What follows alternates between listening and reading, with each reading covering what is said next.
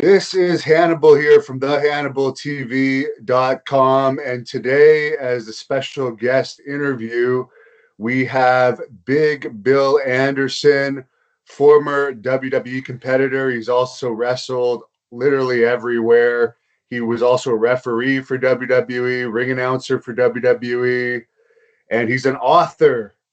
And we're going to get into mostly fan questions today. We had over 100 fan questions. We're not going to do all of them, but we'll get into as many as we can. How are you today, sir? I am doing fantastic, Devin, and I really appreciate the opportunity to answer some questions here. Thank you. And I've known you through superstar Billy Graham, who actually wrote the foreword to at least one of your books. You have three books that fans can order if they're interested.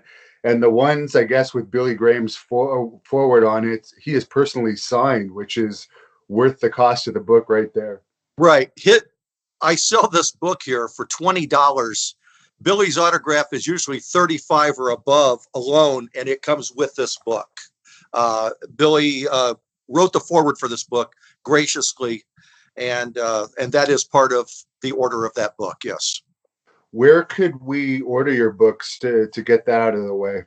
I have a very small website. It's called BigBillAnderson.us.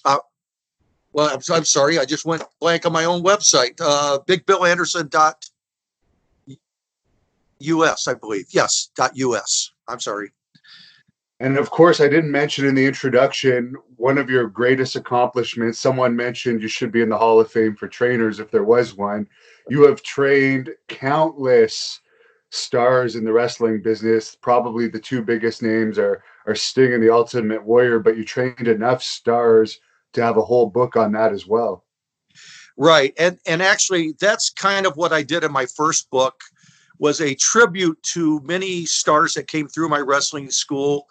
Louie Spicoli is one of my bigger friends and stars that passed away when he was only 27. As you know, we could do a whole video just on the people that have passed away in our industry, friends of ours, dear friends of ours that are gone.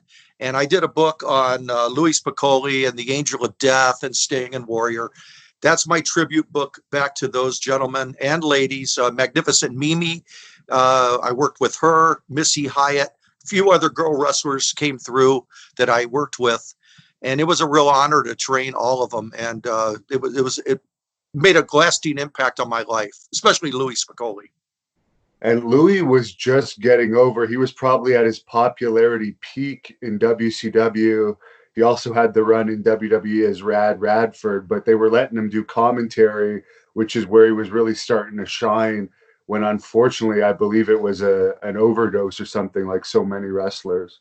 Yeah, it was. He mixed wine and soma and maybe 40 or 50 soma. It wasn't just like one or two pills and have a glass of wine. It was 2 or 3 bottles of wine, 40 or 50 somas, because he had built up such a tolerance to it.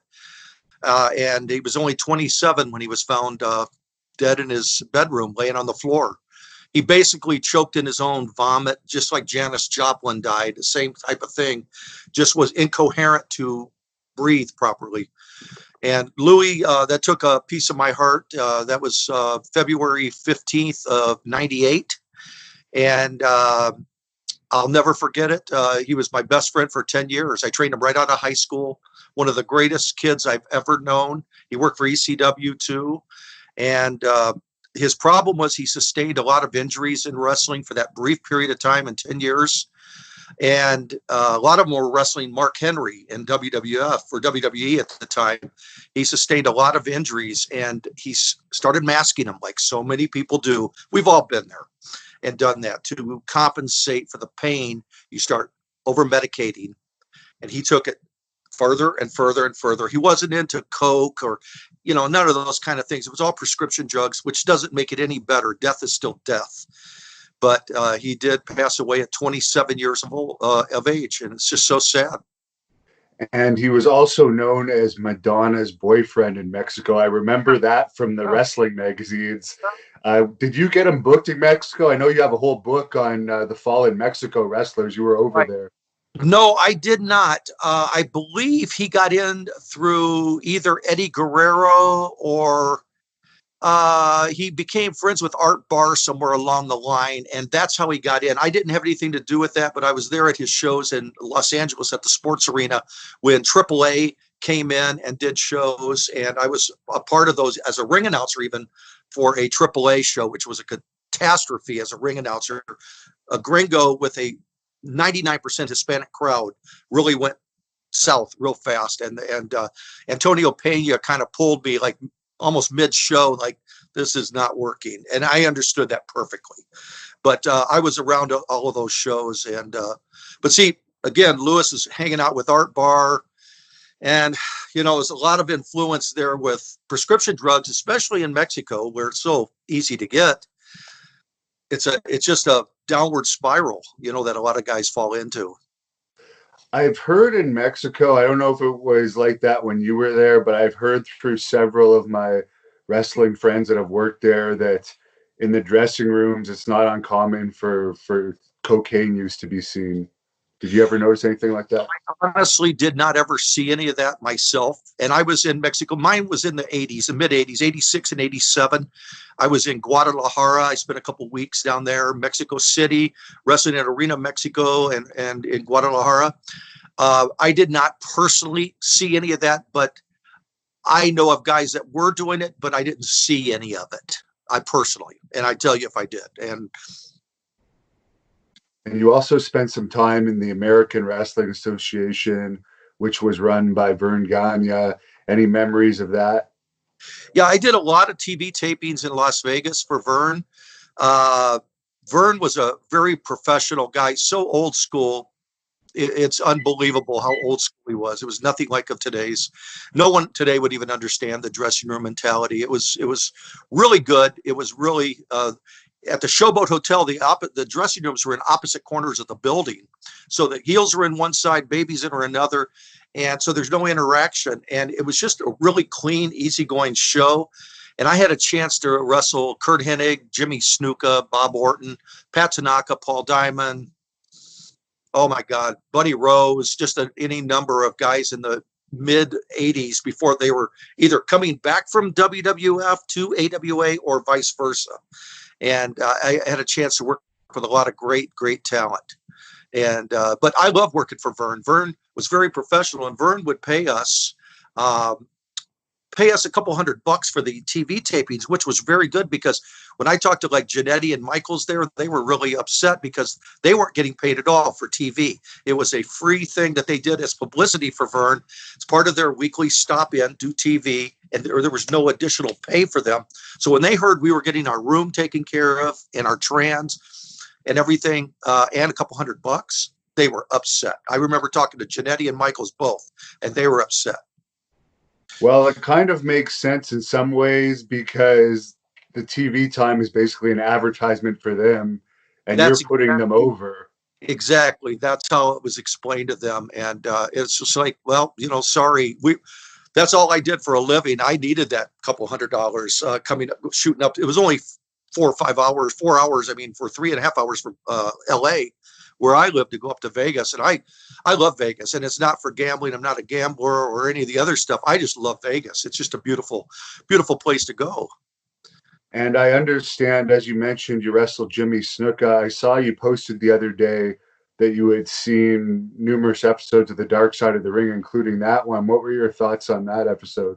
It's very sad to me because I'm always sympathetic for a victim. I always am.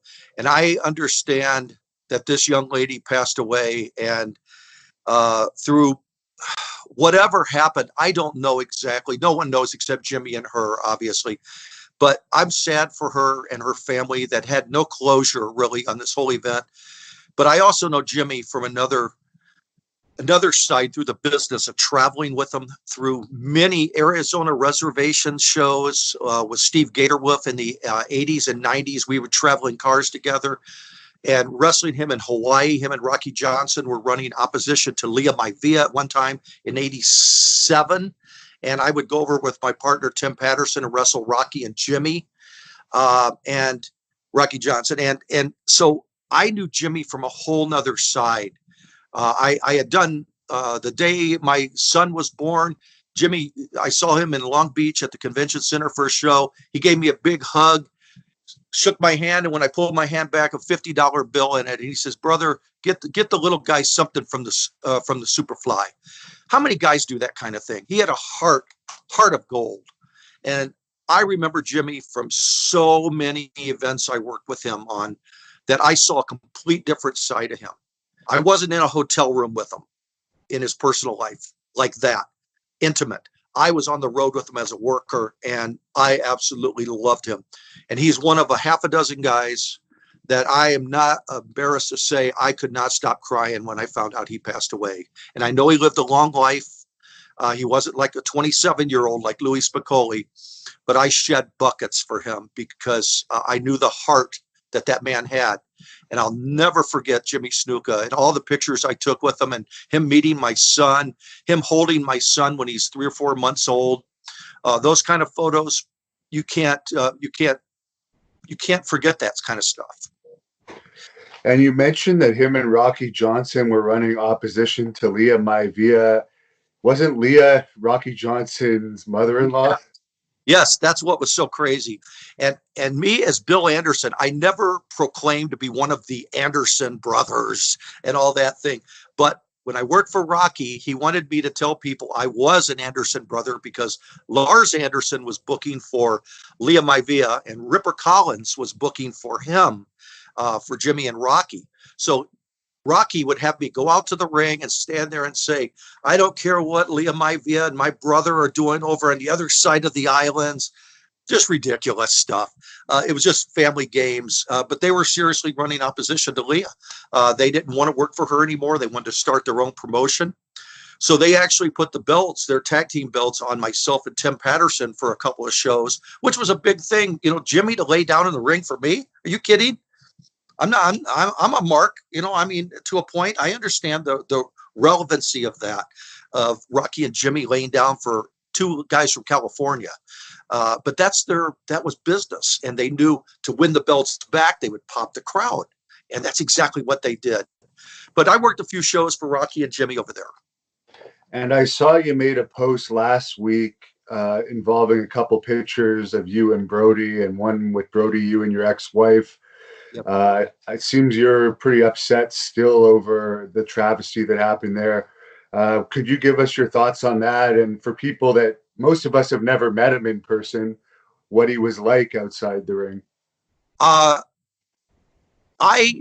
loved Brody from the time I was with him. I was only around him on some AWA shows too, because he was working for Vern in the I don't know, around 86 or 87, somewhere around there. I don't know. I was doing tapings through several years there, and Brody was working on those tapings, and Brody worked against my tag team partner, Tim Patterson, on one show there. And Tim said that when Brody threw him into the ropes and he came off and Brody kicked him with the boot, he said, Tim said he was seeing cross-eyed for a couple of days, but he said Brody was stiff, but working stiff. And he was fine with it because he knew it was an honor to be in the ring with Bruiser Brody. But when I was around Brody, he was very quiet, very professional, very, very nice. And I found him to be just a wonderful man.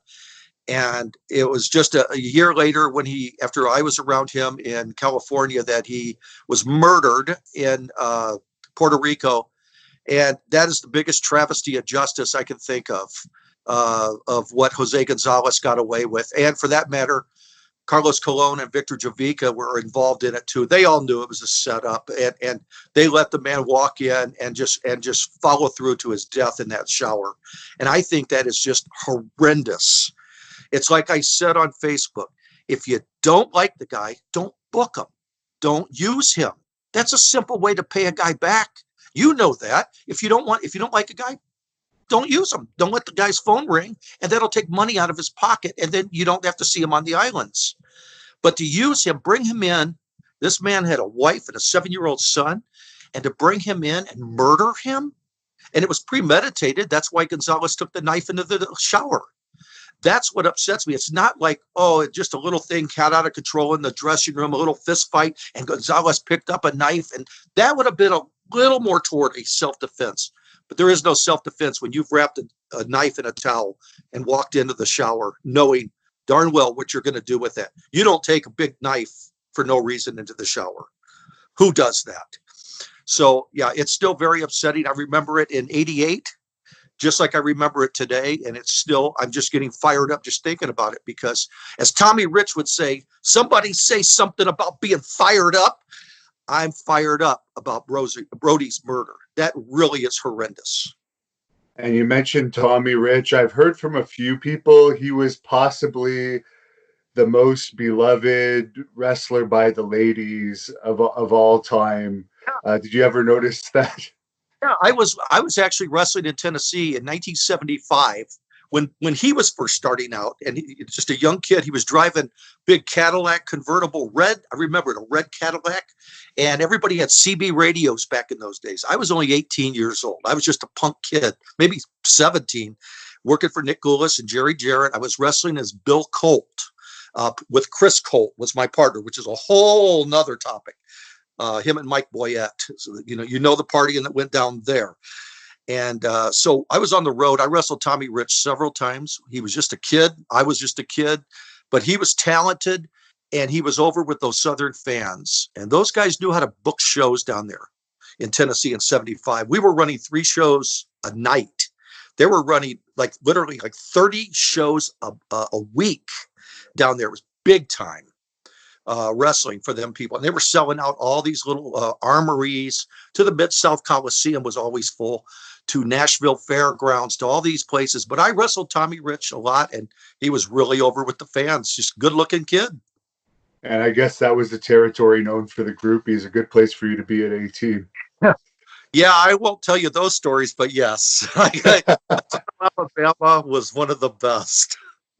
And for Chris Colt, a lot of modern wrestling fans probably have no idea who he is. I've only seen some of his stuff over the past few years, but that's one guy that has a lot of behind the scenes stories about him. And he kind of worked everywhere, but never quite exploded. But he was certainly a good talent. Could you fill us in a little bit on him?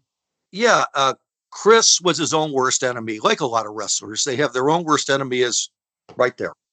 And Chris was a case of beer drinker a day, maybe a bottle or two of Southern Comfort, maybe a big baggie full of marijuana during the day, and maybe a few pills here and there, maybe a little bit of acid, and that would be almost a normal day for him.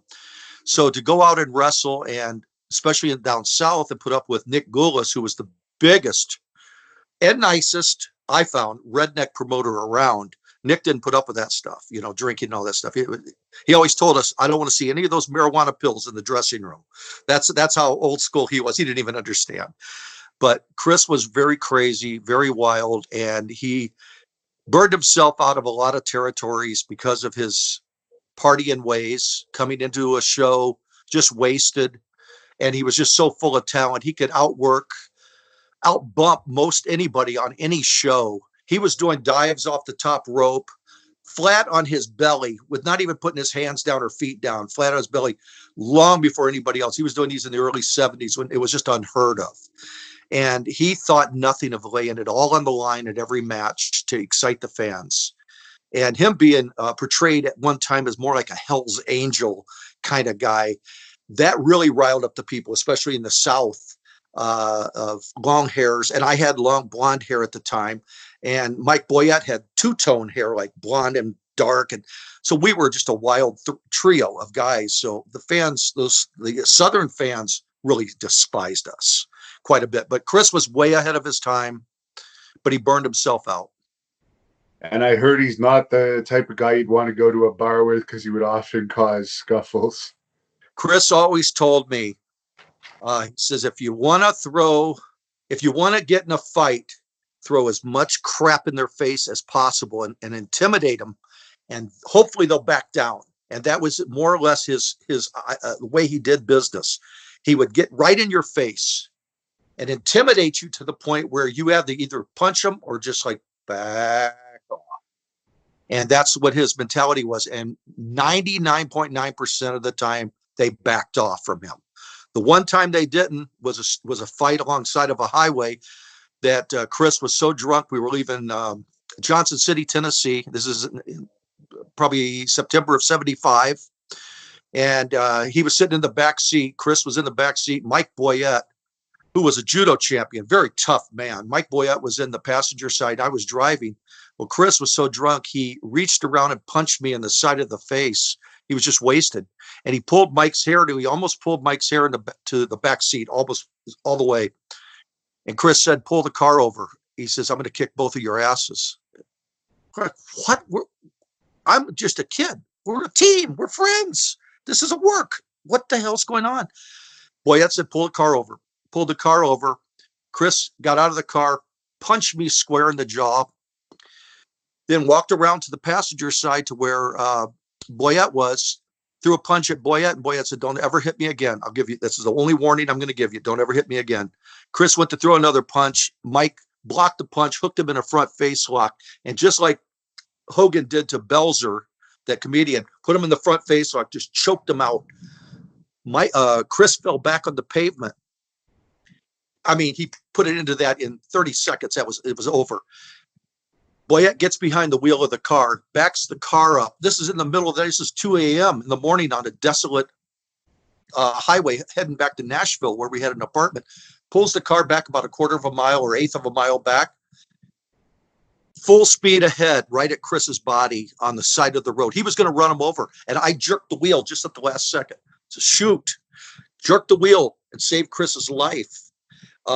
That's how intense things got with the drugs and the drinking and everything down there. Our own team were turning on each other. And so I saw a lot of violence and a lot of insanity as a youngster down there when I was just starting out in the business. I was only a year into the business, and I'm seeing more than I ever wanted to see. And you've managed to keep yourself sane, unlike a lot of the guys, unfortunately. This is why at some jobs I've had, people are like, I can't believe you used to wrestle. And I says, I know. It's like getting out of prison. I've never been in prison, but I suppose it's like getting out of prison and trying to restart your life. And it's like, and deal with normal people on the outside with technology and everything else. I was used to 8 and 10 and 12-hour road trips. They called Tennessee the gasoline circuit. That was its nickname back in the day, because we would drive 300 and 400 miles between shows and think nothing of it. And as a kid, I was making good money because I was connected to Colt and Boyette and eventually Bill Dundee. I was connected with those guys, which put me on the topper echelon, thank God. Otherwise, I would have been starved out of the territory like a lot of guys were. Some guys were only making a couple hundred for the week, 150 for a week. I was making $750 for an 18-year-old kid. That was phenomenal money. And Colt was making like $1,500. Dundee and Boyette, of course, were making big money. I was getting paid the minimum at the top rung because I was with Colt, not because of my talent. I know that. Hanging out, got Bill Colt as my name. And that's the only place I used that name. After we split up, and again, it was because of the drinking, that was the end of Bill Colt, and I was fine with that. But it was crazy. Well, I heard Terry Funk say once that in the older days, a lot of wrestlers really couldn't have functioned in regular society, and wrestling was the only job that they could have due to whatever mental health and drug issues they had. Yeah, it's tough. You know it. I mean, I'm certainly not trying to sell you on this. You know how tough it is. And to be on the road and to be signing autographs and the women, oh my God, the insanity. It's no wonder, I've been married a couple of times and all the other, because of just so much that goes into it. I worked for 17 years in this business before my first Japan tour for FMW in 1991. And then I went through 5 one-month tours for FMW in 91, 92, and 93, 5 tours of a month. And on the last tour I was doing in 93, my wife gave me the ultimatum of everything I've worked for in this business. She gave me the ultimatum. When you come back, when you come back, I'll be gone. I can't handle you gone this much. I don't care what money you're making. It don't matter. I'm done. And like a fool I am, I went to Japan. It was what my life was from a teenager. It's everything I worked my butt off for. everyone knew in the business, especially when I started in the 70s, early 70s. Japan or Australia or those kind of places, that's when you made it, was to go to Japan. Everything, you could be a States wrestler all your life, but if you can't say you ever went to Japan, people always look down on you a little bit.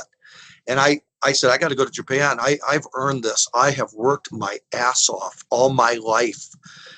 And I went to Japan, and sure enough, my wife left. And I paid the price. Was it the Sheik that got you booked in FMW? Because I know you were close with him. No, it was actually Red Bastien. What happened was Red Bastien was handling the passports for at Sushi Onita. He was doing at the consulate in Los Angeles. He was the go-to guy to handle processing the passports, getting them stamped, getting their working papers in order for the guys to go to Japan. And finally, Red says, he called me and he says, I'm done with this. He says, they're paying me $50 per man.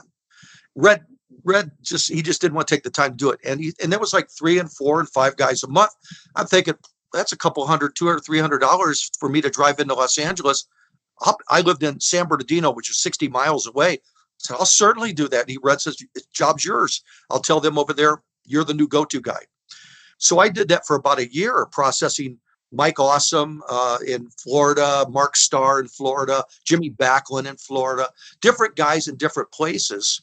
I processed their paperwork, got it all stamped, and Chris Champion, different guys. And finally, a guy named, I can't think of his name, a guy in Japan that was their office guy that spoke fluent English. He contacted me and asked me if I'd be willing to come over and work for the company. They know I'm a wrestler, so would I want to wrestle there? And of course, I jumped at the chance. And I asked Louie Spicoli. They wanted me as the mercenaries, wearing a camouflage gimmick. And I said, yeah, I'll go and I'll take Louie Spicoli with me. But Louie had a girlfriend and he was having problems with her, so he wanted to stay home. So I took a guy named Lou Fabiano that lived in New York, New Jersey. Great guy, great talent. And I took Lou Fabiano with me, and we had fantastic matches over there in Japan, my first tour. And I was with the Sheik and Sabu. And what an honor it was to meet the Sheik for the first time. I'll never forget it. You know, we walk onto the bus. They picked us up at Narita Airport, walk on this dark bus, and in the front seat is a Sheik on one side, Sabu on the other. And Sheik sticks his hand out. He goes, I'm the Sheik. And I go, brother, I'm from Detroit. I was born and raised in Detroit. I perfectly know well who you are, my friend. You are a legend. So we became friends instantly because of me being a Detroit boy. I knew his legacy in Detroit. And I was honored to wrestle him many times and team with him over there. I always consider him the greatest heel of all time just because he was the most attacked heel of all time. Where would you rank him? Oh, I would definitely say he was at the top. I saw many shows at Cobo Arena against him and Terry Funk, him against Dory Funk Jr., him against Bobo Brazil, of course. Those matches, him and Pampero Firpo teaming up against the Funks, I saw several of those in the summers. I would go back and visit my dad in Detroit in the 72, 73, 74. I'd go back and visit my father, and he would take me to Cobo. Well, the Sheik was he'll always be number one to me. I was actually offended when the Iron Sheik created that name, the Iron Sheik, because then many people thought he was the only Sheik, the newer. Yes. And I was just like, you don't have any clue. There was a Sheik before him, and it was a great Sheik. Now that the internet has become so popular, I think that the original Sheik has kind of overcome that. But for a while, you're right. Whenever you said the Sheik, people would automatically think of the Iron Sheik. Exactly. When I post pictures, I used to, and I still do sometimes. I think I put original Sheik when I write the caption, because I can't just say the Sheik on a lot of things, because people go, that doesn't look like the Iron Sheik. And it's like, oh my God. So yeah, it was a horrible thing. I want to tell you one more funny thing. I think you'll get a kick out of this. It was during that first tour with the Sheik, he confided in me when he met me on the bus that he didn't know any of these young guys. He didn't know Big Titan, Rick Bogner from Calgary. He didn't know any of us guys because we had guys from Mexico on the tour, Ultraman, different guys from Florida, Mike Mike Awesome, Mark Starr. He didn't know any of us from nothing. He was old school. And he told me later that he said, I shook hands with you with my right hand, but on my left hand, I had razor blades on my fingers. He says, because I'm an old guy. And he says, I wanted to make sure that nobody took advantage of this old guy. He says, of course, I had Sabu across the aisle who was watching everybody walk onto the bus that we were picking up at the airport. Different times we waited for everybody to come off the planes and go through checkout, get their luggage. So he says, but I was ready. And I says, oh my God, it's a good thing I'm just such an easy natured guy. And I respected the man so much. It would be ridiculous. I'd never even think of doing something like that to the Sheik. That would be ridiculous. But he was ready. Wasn't Chris Jericho on some of those tours as well? Or before me. Okay. He was on the tour before me, Chris Jericho. And I heard that they just didn't like him. And it wasn't for his talent. He was too pretty. He was too good looking. And that's a shoot. That's exactly what I heard. All the guys said, oh, wait, Onita didn't like him. He was too handsome, too young. He just looked too good. And it didn't matter about his talent. That's why they had me working under a mask. Because at the time, I was a little more handsome than I am now. That was 30 years ago. I had dark hair, no gray, no wrinkles, bags. Yeah, you were a male model type back in the day from the pictures. Yeah, it was a totally different thing. So they did not want me to be like a Rick Martel looking kind of guy with minus the body, of course, because I didn't have a body like Martel. But they didn't want that. They wanted to cover me up and be a gimmick. So I wrestled 2 tours as the Mercenaries, 2 tours as a single as Starman. And then I wrestled my final tour as the Psychos with Tim Patterson as my partner. And we were wearing white masks and just a stupid gimmick. They covered me up, which sucks because, I had a chance to get in the ring with Leon Spinks and do a boxer wrestler thing. And there I am wearing a mask. And, I would have been proud to have shown, hey, there's Bill Anderson, but people just have to take my word. It was me. Now, you were an enhancement wrestler for WWE as well as a ring announcer and referee. So you did it all. How did you get into that side of it with World Wrestling Entertainment? Okay. What happened was I was wrestling for Mike LeBell in 1982. Tom Ernesto was the booker, former assassin, and Tom was the booker. I wrestled in August of 82 for Mike, came in.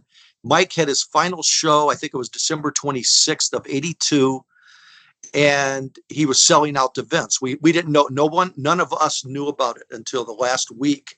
Well, I'm like, I don't know. I was like 26, 27 years old. I'm just a kid still. And this is all I did for a living. And it's like, now I'm stuck in Los Angeles and nowhere to go. And Mike pulled me aside on the last show and he says, I'm going to try to take care of you. I got some things ahead. I'm planning ahead here. I'm selling out to Vince. I'm closing my territory. I have a no compete clause for 10 years in my contract with Vince. I will not promote any more shows. But I got along great with Mike LeBell. Mike was strictly business, but I treated Mike with a lot of respect. And Mike treated me with respect back. And he says, I'm going to try to take care of you. He says, just be patient with me. So in 1983, March of 83, Vince expanded to California. And Pat Patterson was booking then. And they had road agents, Strongbow, Goulet, all those guys, Jack Lanza, and Grizzly Smith. Different people were agents. And I got a call from Jeff Walton working for Michael Bell. And he says, Mike told me to book like 6 or 8 local guys on the upcoming Los Angeles Sports Arena shows. And he says, you're one of the top guys we're going to book, as well as John Tolis, Black Gordman, the Great Goliath, Wildman Jack Armstrong, Rick Drayson, different guys. And he says, so we got you booked on these shows. Of course, you're going to be enhancement. What else, And hey, that's cool, working for the big leagues. And I started working those shows in March of 83, and it became Los Angeles like once a month, San Diego once a month, Bakersfield, Fresno, sometimes the Cow Palace, different shows along the way, Modesto, Stockton, different shows. And I was booked solidly as a wrestler just 3 or 4 or 5 times a month but that was still at $200 or $300 a shot. Sometimes only 150, depended. Hey, that's all supplementing my monthly income from my family. Or, I wasn't married then, but that supplemented That's my, in the 80s too. That's and worth a lot more now. yeah, and I was paying like 400 rent or something. It's like, paying my rent and 2 nights of working for WWF, and I still got like 15 independent shows, working Mexico, going over to Hawaii, or going here, there, working independents for Steve Gatorwolf in Arizona. He'd take me for like 3, 4, 5 days at a time. We do reservations. I get a minimum 100 a night there. So I was doing fine working for Vince like that. I was very happy. And then what happened was, I slowly ended up being phased into a referee spot. They started expanding out and bringing full talent in. They were taking their time with it because they didn't want to fly out 18 guys to a show when they first started. So they'd only fly out like 6 or 8 guys, whether it was like Bob Backlund, Strongbow, the Strongbows, Ivan Koloff, all those kind of guys. They would just fly out those. They'd bring Ray Stevens in from Frisco or different guys. They finally started booking a full crew, and then it became more of a standby wrestler spot. And I still filled in wrestling different guys when they needed me. But when they didn't need me as a wrestler, I would referee on the show. And then what happened was, because of Red Bastien, once again, I became in charge of the ring crew on the West Coast. So that gave me another $200 or $300 a night. My part, because I paid my ring crew. And so I did that for a few years, all through the West Coast, even to Phoenix, setting the ring up. And then I'd still referee on the shows or wrestle on the show. So I was ending up with $400, $500, $600 a night working then. And I was doing just fine until 1988, I believe it was. Maybe it was late 87. I think it was early 88. Lee Marshall was the WWF ring announcer for the West Coast, and he jumped ship and went to work for Vern in the AWA. And I showed up at the LA Sports Arena one night. I was wearing a suit. I was a standby wrestler. I always felt like I wanted to be professional, like Mil Moskris and all the guys would always dress real professional. And Bastien always told me, dress professional, always showcase yourself. And Red was my mentor. So I showed up wearing a suit, and Strongbow comes up to me about 6 or 7 o'clock, 6 o'clock, I should say. And he says, Billy, have you ever done any ring announcing? And I says, yeah, actually I have. He says, where? I says, in Phoenix in 1973, in front of like 300 or 400 people at the Phoenix Madison Square Garden Arena, little independent stuff for Kurt Von Steiger, the guy that trained me. I said, I did some ring announcing. I was just a kid. He says, okay, I'm glad to hear you did some ring announcing. He says, well, to let you know, Lee Marshall is done with us. He quit, gave us no notice really whatsoever. We know now he's not going to be here tonight. And it was literally, I believe it was like a sellout crowd or near it, 15 to 16,000 people out there, going to be out there. Chief told me what the advance was. He says, I need you to ring announce. Well, I was a nervous wreck. I said, Chief, I haven't done ring announcing since 73, and we're talking 88. It was 15 years. I said, I can't do this. He says, Billy, you're the ring announcer. You've done it. Do it. Do the best you can. And I went out there and I did do the best I can, and they loved me. And I ended up being their ring announcer from San Diego, Bakersfield, all through many of the California towns. They even flew me to Honolulu several times to work the Blaisdell Arena. They flew me to Seattle, to Denver, Colorado, and different places. I had a great job for a number of years until they stopped booking me as an announcer because they started using their TV announcers on house shows. It's kind of like the mid 90s. Things were changing. It's that Attitude Era. Everything became a different business. It became the Monday Night Raw and all this other and SmackDown or whatever, and all these different shows. Life changed, and I accepted that. Now, you mentioned last week you actually got a lot of publicity over this.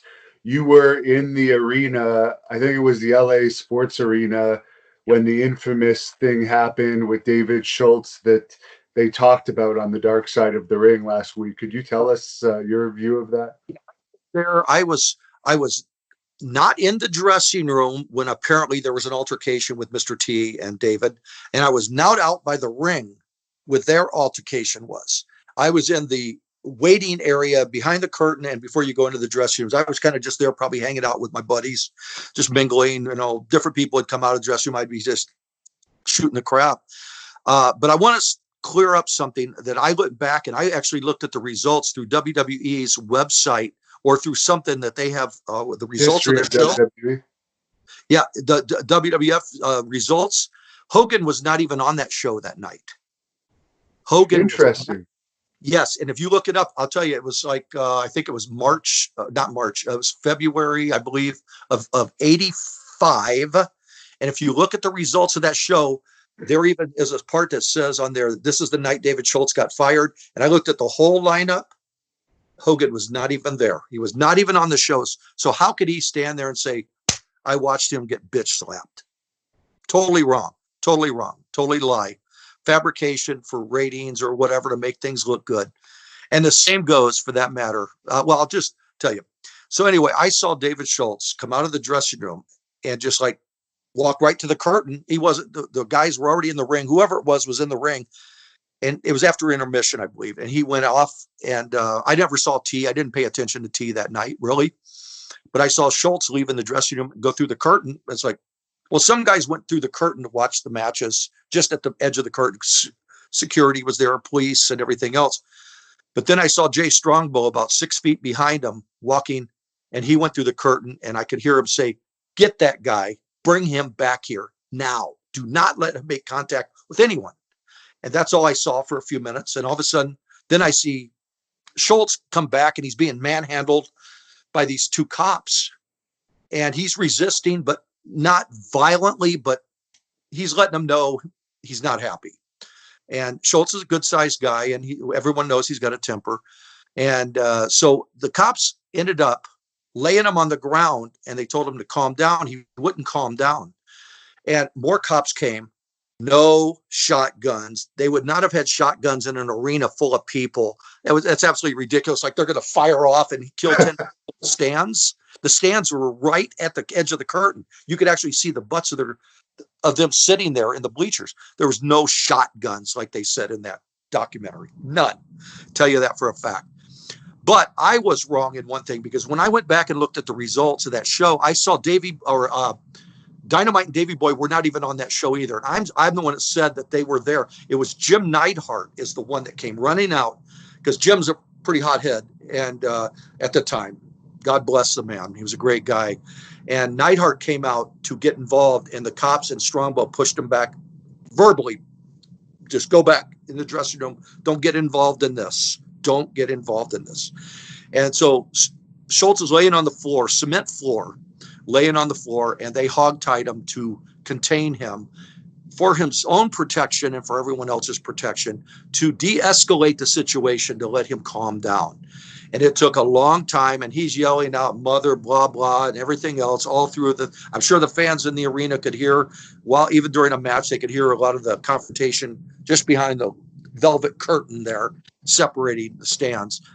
But it took a while, and then eventually they calmed him down, and Chief helped talk him down, and they talked him down, quieted him, and finally they released him, stood him up, they unhandcuffed him, and they right around the corner from this barricade, a metal barricade, is an exit door. Fans didn't use really. It was just a odd door that went out toward the parking lots, and they walked him to the door, two cops and Strongbow, and they said, go straight to LAX, leave, do not attempt to come back, go, you're done, go. And that was the end of that. There were no shotguns pointed to his head, like he said in the thing. I know that looked like good drama for those people on Dark Side of the Ring were probably eating that up, and, he's a bounty hunter. He's a tough guy. And I understand that, but it didn't happen that way. And I don't know if David remembers it that way. He might, for all he knows, he might remember, I thought there was two guys with shotguns behind me. They weren't. They were just holding on to each arm. They figured it's all calm down and get out of there. But WrestleMania was just around the corner, literally weeks around the corner. And Chief said, There's no way on earth they could let anything happen. His ass was on the line. If anything happened at any of the shows that any of these agents were on with their stars leading up to it, they could not afford to have any embarrassing situations. Whether it was Mr. T or anybody for that matter, they couldn't afford the bad publicity. They had worked too hard for the good publicity of this. Now, I've seen a lot of pictures of you in the ring with Macho Man when you were a ring announcer. Did you have many experiences with him over the years? Yeah, I had a few. I had a lot of respect for Randy. He was a real professional. I really liked him a lot. I know one time I was ring. I'll tell you a wrestling story in a minute, but I was ring announcing in Anaheim one time, and I was facing away from him. I was facing at a certain direction I was always supposed to face. He comes in, I introduce him, and I don't know if it was Sherry with him or if it was Elizabeth, but he comes in and he starts running the ropes real fast, and I'm standing there rigid, not selling for nothing. And he comes up to me and he whispers in my ear, he says, "What's the matter? You don't sell for me anymore?" And because I was like, I was always nervous because I was, you're on the line as an announcer. There's no retakes. What you say is gold to these fans, so you can't make any mistakes. So I was like memorizing everything I had in my head, and I took it very, very seriously when I worked for Vince, very seriously.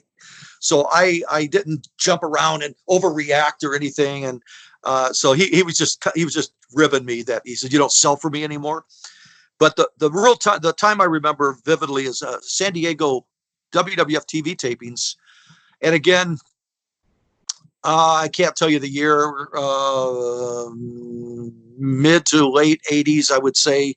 I wrestled Randy, and we were just having a normal match in the ring, even though it was TV. I mean, obviously, I was going to lose. That was fine. I didn't care about that. I'm honored to be in the ring with Randy. He treated me very good.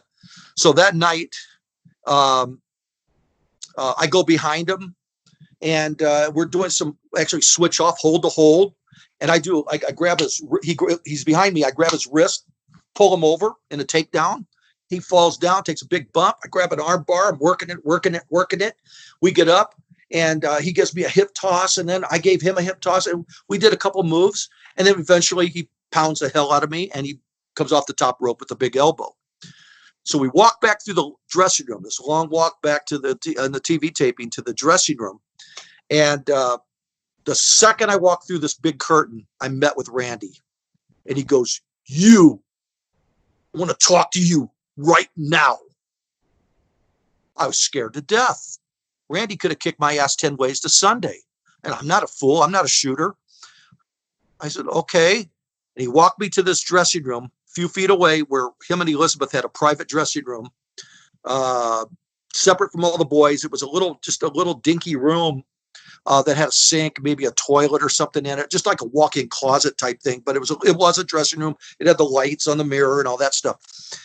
And he said, and I walk in, I'm following behind him. And as I get in there, I look over to the right, and there's Elizabeth standing there. She's just staring at me. And there's Randy in front of me and pushes the door shut.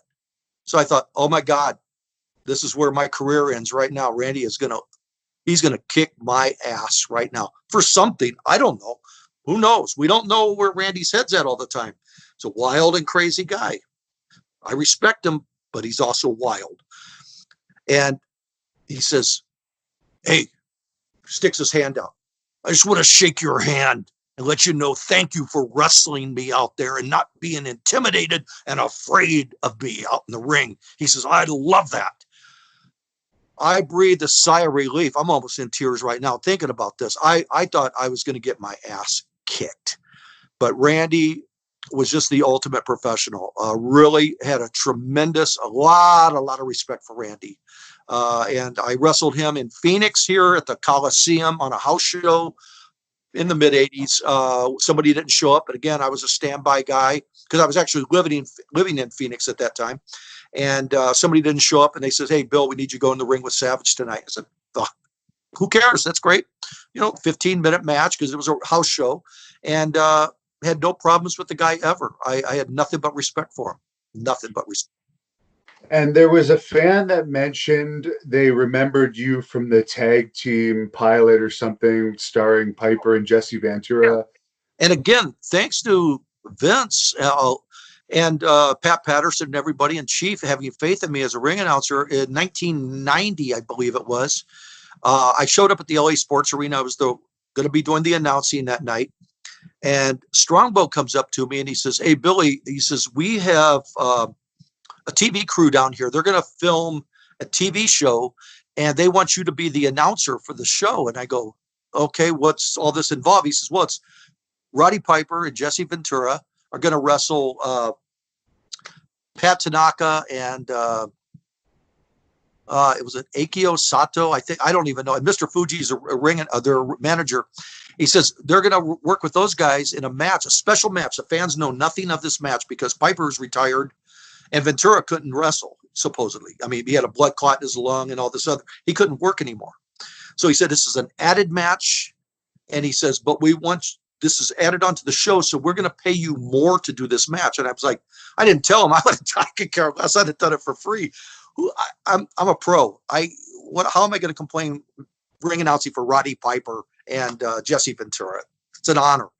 So they ended up doing this match, and the fans, oh my God, they popped on it when they saw the cameras out there and they saw Piper come out. To them, he's their local boy in LA. He started out there in the 75, whatever it was.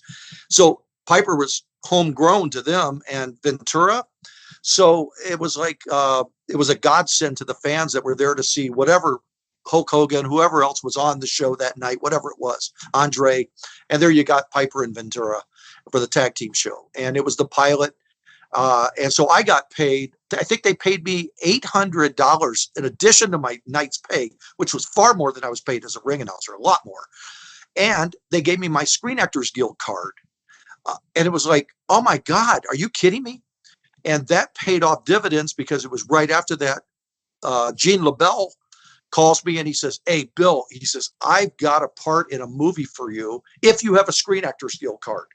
And if he would have called me 6 weeks before, I would have said, "Sorry, Gene, I don't have it." And he would have said, "Okay, I can't use you. I'll get somebody else." A lot of LA wrestlers had SAG cards because it was like the norm for everybody to be working part-time stuff in Hollywood. So I had mine, and I got to work a movie called Alligator 2, The Mutation. Horrible movie, of course. Horrible. But it was with Bill Daly, who was on I Dream of Jeannie as Major Healy, and some other actors. The guy that played Manson in Helter Skelter, I can't think of his name right now, but he was in it. And then the wrestling, it was Count Billy Varga, Alexis Smirnoff, Wildman Jack Armstrong, Professor Tanaka, Chavo Guerrero, and it was my buddies. So I'm on the set at the hotel in LA where Robert Kennedy was killed in 68. I'm at that hotel, the Ambassador Hotel, filming this movie, and I'm in pig heaven. And I took a bump. My scene is I take a bump with Tanaka chops me. He comes out of the ring, and I'm wearing just a sports jacket. I'm just a guy having dinner at a table, and he chops me because he bumps into my table, and I stand up and go, "Hey," chops me. I take a bump backwards over the table behind, a stunt thing. So they had to retake it twice, not because I messed up. It was because the action in the ring didn't work out right to what they were filming. And Gene LeBell walks up and he goes, "Hey, brother," he said, "I'm going to get you a stunt adjustment for that. So you're going to get paid 2 times for that bump." And I go, "Okay, I'd have done it for free. I could care less. I'm having the time of my life. I'm hanging out with my friends." Billy Varga, loved the guy. Smirnoff, all these kind of guys that I was hanging around with. I loved them. So I ended up getting paid $1,600 for a day of shooting this one scene in a movie that I would have done for free. I would have paid them probably to have done it. As markish as that sounds, I was in such heaven hanging out with my friends. And Gene LeBell, all because of Gene LeBell. And I was just going to ask you about Gene LeBell. I recently saw him in the Ronda Rousey documentary on Netflix, but he's a legendary character on the LA scene. Could you tell us a little bit about him? Yeah, I met Gene in the mid 80s through Red Bastien.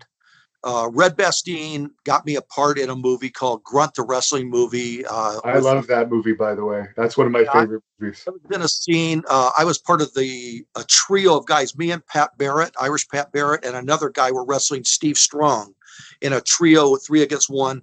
And I ended up taking a bump through the ropes and all this stuff. Is how Steve eliminates me. But a lot of the guys were in that. The Destroyer, the Destroyer, and Billy Graham, I think, had a quick scene. Yeah, John Tolis. So Adrian Street. Adrian Street. I was just thinking to say Adrian. So many great workers. Bill Grant, the bodybuilder, was in that. So it was a great thing. So I got to know Gene a little bit through some Hollywood connections. He wasn't around the wrestling at all during that time. He was strictly Hollywood. But I met him through Red Bastien, and Gene would use me on some things. He was going to use me on a show called Misfits of Science. I think it was in '85. And I went down and was casted for a part, signed a contract for it. The part got written out the day before we were shooting. And Gene called and he told me, they wrote your part out. You're canceled off. He says, but you're still getting paid. A few weeks later, I got a check for like $400 or something. I was like, I didn't even do anything. But Gene always looked out for the boys, always. And that's what I loved about Gene. And I love him to this day. He took care of a lot of guys. Whenever I would get Christmas cards from Gene, he'd always say, sorry, nothing's come up. I can get you on, because his connections are so strong in Hollywood. He worked in 1,000 movies. There's many times on TV, I've seen him in like 3 or 4 movies, with Dean Martin to Frank Sinatra and other movies. I just saw 4 for Texas the other day with Frank Sinatra, Dean, and all these guys. And there's Gene, Mike Mazurki. All these guys are in this, So Gene is old school, and he really knows his loyalty to his friends, especially his wrestling friends. He always took care of all of us. Mondo Guerrero is the same way. He took care of Mondo all the time. And I understand if they ever had problems with a wrestler, they would put him in the ring with Gene. That's what I've heard. And you can ask Steven Seagal with that on the set of that movie that I don't know if you ever heard the story. No. Well, it's a story that's not supposed to be talked about by Gene. If you ask Gene, he is told to deny any knowledge of this story.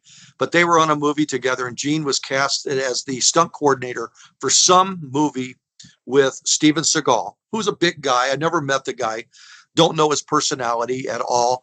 But I guess Seagal went into some kind of a rant with a bunch of stuntmen and a bunch of other people on the set about wrestling being fake. And Gene, I understand, just walked up to him and put him in that dreaded front face lock, leaned back, and Seagal was out like a light on the pavement. Well, needless to say, Seagal had him fired. Gene was fired, and he sued him and won a lawsuit against LeBell for the embarrassment and pain and suffering and all this other. So Gene, part of this lawsuit was Gene was never supposed to discuss this with anybody. So all the boys, of course, when I'd see Gene at Cauliflower Alley Club reunions, we'd all laugh and say, Gene, I can't believe you kicked this guy's ass, this tough guy. And he goes, can't say, not allowed to say. But we knew the story was true. It made the rounds amongst the boys, and we joked around for a long time. There's not a doubt in my mind. LeBell is one of the toughest guys that ever lived, and nothing but respect for Gene LeBell. And you probably saw some recent pictures I posted on with me and Boss Rutan. Some pictures, and those were taken at a dojo in I think Woodland Hills. I'm not sure if it was Woodland Hills or North Hollywood. And I went down there with a friend. My friend Kiyaki Sakai is my friend that was with FMW. He was a non-worker. He was a journalist. He was friends with Boss, and he came to LA for a visit to visit Boss. And he contacted me, my friend Kiyaki, and said, or Sakai, he says, hey, do you want to meet Boss Rutan? And I said, yeah. He said, well, we're going to go out and have dinner with Boss Rutan, and then we're going to go to the dojo and watch him train. So we went out and had dinner with Boss Rutan. Tremendous man, nothing but respect for this guy. And then we went to this dojo, and there is Gene LeBell in a pink gi, because only Gene could wear pink and get away with it. Because who's going to discuss that with Gene? Like, yeah. You're not a man wearing pink. Oh my God. So there's Gene. I should have taken 1,000 pictures that night, but I think I was just so in awe of being around Bas Rutten. I was just so impressed with the guy, but we hung around, and there was another MMA guy there. I cannot think of his name to save my life. I think him and Bas were partners on something. I wasn't so into MMA at that time, but of course I know who Bas was. But very impressed. But there was Gene doing his thing, and he was still training into his 70s and 80s, and he's still alive. I think he's 89 now. Um, the guy is just great. Guy is just a fantastic man. Nothing but tremendous props go out to Gene LeBell. I'm impressed that you had the foresight to take so many pictures over the course of the years. Not many people documented their lives as much as you did. And believe me, I took a lot of heat for that. A lot of my friends, Tim Patterson, a lot of the guys I travel with, they says, "Oh my God, there's Bill pulling his camera out again." But every one of those guys, including superstar Billy Graham, say, "Brother, I can't believe I didn't do the same thing you did." And I kick myself for not doing that. And I kick myself for not taking pictures. I was around Ray Stevens 100 times, working for WWF, I was doing ring announcing for the Ladies Professional Wrestling Association in 1990 and 91 in Laughlin, Nevada. And Ray would come down there and hang out with Joe Pedicino and Jim Cornette and different people, only a few guys, it's mostly all women, but he would come down there and hang out, and I would get Ray drunk. I'd be buying him drinks all night long. And I just love Ray. And I didn't take any pictures with Ray ever. Kicked myself 1,000 times. Gorilla Monsoon. So many of these guys I was around. Arnold Skolin. And you can't get it back. They're gone. I was around Buddy Rogers at CAC. I said, "Oh, there's Buddy over there. God, what a legend. I'll get a picture later." He leaves. A few weeks later, he's dead. You can't get those memories back. Leah Maivia, all the times I worked for her, I saved every letter she ever wrote me. "Oh, Mama Leah Maivia says, Bill, I'd love you to come to the island. I'm so sorry I cannot pay you your full guarantee. I'm so sorry. I'll make it up to you next trip, next trip, next trip." But I loved working for Leah, and I never took pictures with her, but I had nothing but respect for her. And so many guys like that, I dropped the ball. But I'm thankful I did as many as I did do. I wish I had done 1,000 more, easily 1,000 more. Did you ever get a picture with Jesse Ventura? Oh yeah, several times. Yeah, I got a few. I just posted one the other day. He's actually wearing his boa on one picture. It was at the LA Sports Arena. I got a couple more, 2 or 3 more, and of course I went to his book. He had a book. His book. I Ain't Got Time to Bleed or whatever. I went to a book signing he had at the Nixon Library in Yorba Linda, California, many, many years ago, probably 20 years ago, 15 years ago, whatever it was. And of course, Jesse didn't remember me. I was like, "I don't expect you to remember me, brother." I guess those were the halcyon days where you just don't remember everybody you worked with along the road. And I know I work with a lot of people, and sometimes I get messages from people, "Hey, brother, remember when we worked that match?" And I'm like, "No, don't remember you. Sorry." I guess you have to make an impact with people before they get to remember you and everything. And And what about Roddy Piper? Oh, Roddy I worked in a movie, Body Slam, with Roddy. Tell you a story. I tell you a couple Roddy Piper stories. Absolutely. That's a good movie, by the way. If anyone hasn't seen it, they should look it up. Yeah, I have Roddy. He is one of the other guys I told you on a handful that I could not stop crying when Roddy passed away. The most sincerest, dearest, sweetest man I've ever known.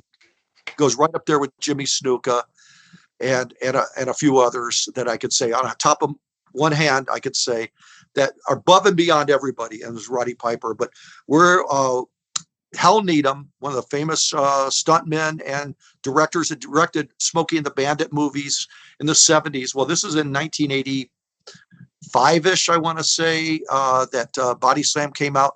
So Red Bastien, once again, my dear friend Red Bastien, calls me and says, "Bill, I need you to go to this town. It's called Rubidoux, California. It's just a suburb of LA, about 50 miles out." Those are all suburbs of LA. When you're 50 miles, it's all just a little suburb, runs right into the other. He says, "They're shooting a movie called Body Slam, and I got a part for you." He says, "I'm sure we'll cast you in something." referee, ring announcing, wrestling, whatever, but I want you a part of it. They're using me as a technical advisor, so I'll get you involved. And I said, fine, Red, whatever you say is gold to me. So I went down with my partner, Tim Patterson, and they had a trailer set up outside of this little nightclub, and went in and talked to Piper. And I had known Roddy through the early years of the expansion of working for Vince. And he tells me, he says, I've got my choice of 2 teams, and I can only choose one team to use. Either you and this other big tall guy, this Tim Patterson, I'll use you, or I got these other guys, Pistol Pete and Buddha Khan, 2 other local wrestlers in LA. He says, I know them guys, and I don't want to work with them if I can help it. He said, I'd rather choose you guys. And I said, Roddy, whatever you want's good for me. So he tells Needham, these are the guys I'm going to use for this scene. And he said, Hal Needham says, cool. Roddy treated this movie as a total shoot to outsiders. 100% shoot. No work, nothing. He says, whatever we do in the ring, you sell it 100%. Well, in this scene, in the way it's hard. I think I have to go back and actually watch it myself. It's kind of like a fading scene of him and Fatu are like in a dressing room, remembering back on all their matches that they've had to let up to something in the movie. I haven't watched it in 20 years, honestly. And they're remembering back on highlights of matches. And I'm part of a highlight scene, fading in and out of the screen, myself and Tim Patterson. And in the actual match, I think like Fatu throws Patterson against the ropes and drop kicks him, and he takes a bump through the ropes, and then he does a dive out or something. And then I come in and Piper does something to me, but I'm on the mat. He gets up on like the top rope or middle rope, comes down with a knee drop on me, and I'm selling that. And then he hooks me in a figure 4. And I'm like, yeah, I give. And that kind of a thing. But forgot to tell you one important thing. The scene, right before that scene was shot, he tells Hal Needham, stands right in the ring. This is why I'm so proud of Roddy. It's unheard of nowadays, but he told Needham in front of the whole crew and in front of the audience that they had, he says, this is a one-take deal. Get it straight. One time this match is going to happen. Only one. This is no repeat. This is serious stuff. My guys, these guys, their lives are on the line in this match. He says, so you got a camera over there. You got a camera over there. You got a camera back there. You got this camera by the ring here. He says, get it right, because it's one take only. And that's what it was. It was one take. We did this scene. I got paid a few $100s for it. I don't even remember now. Could care less. I probably would have done it for free. But Roddy, that was Roddy's mentality. When I got out of the ring, I was selling this figure 4 to everybody in this building. There was maybe 40, 50 production people and a bunch of fans or hired people were around the ring for this match.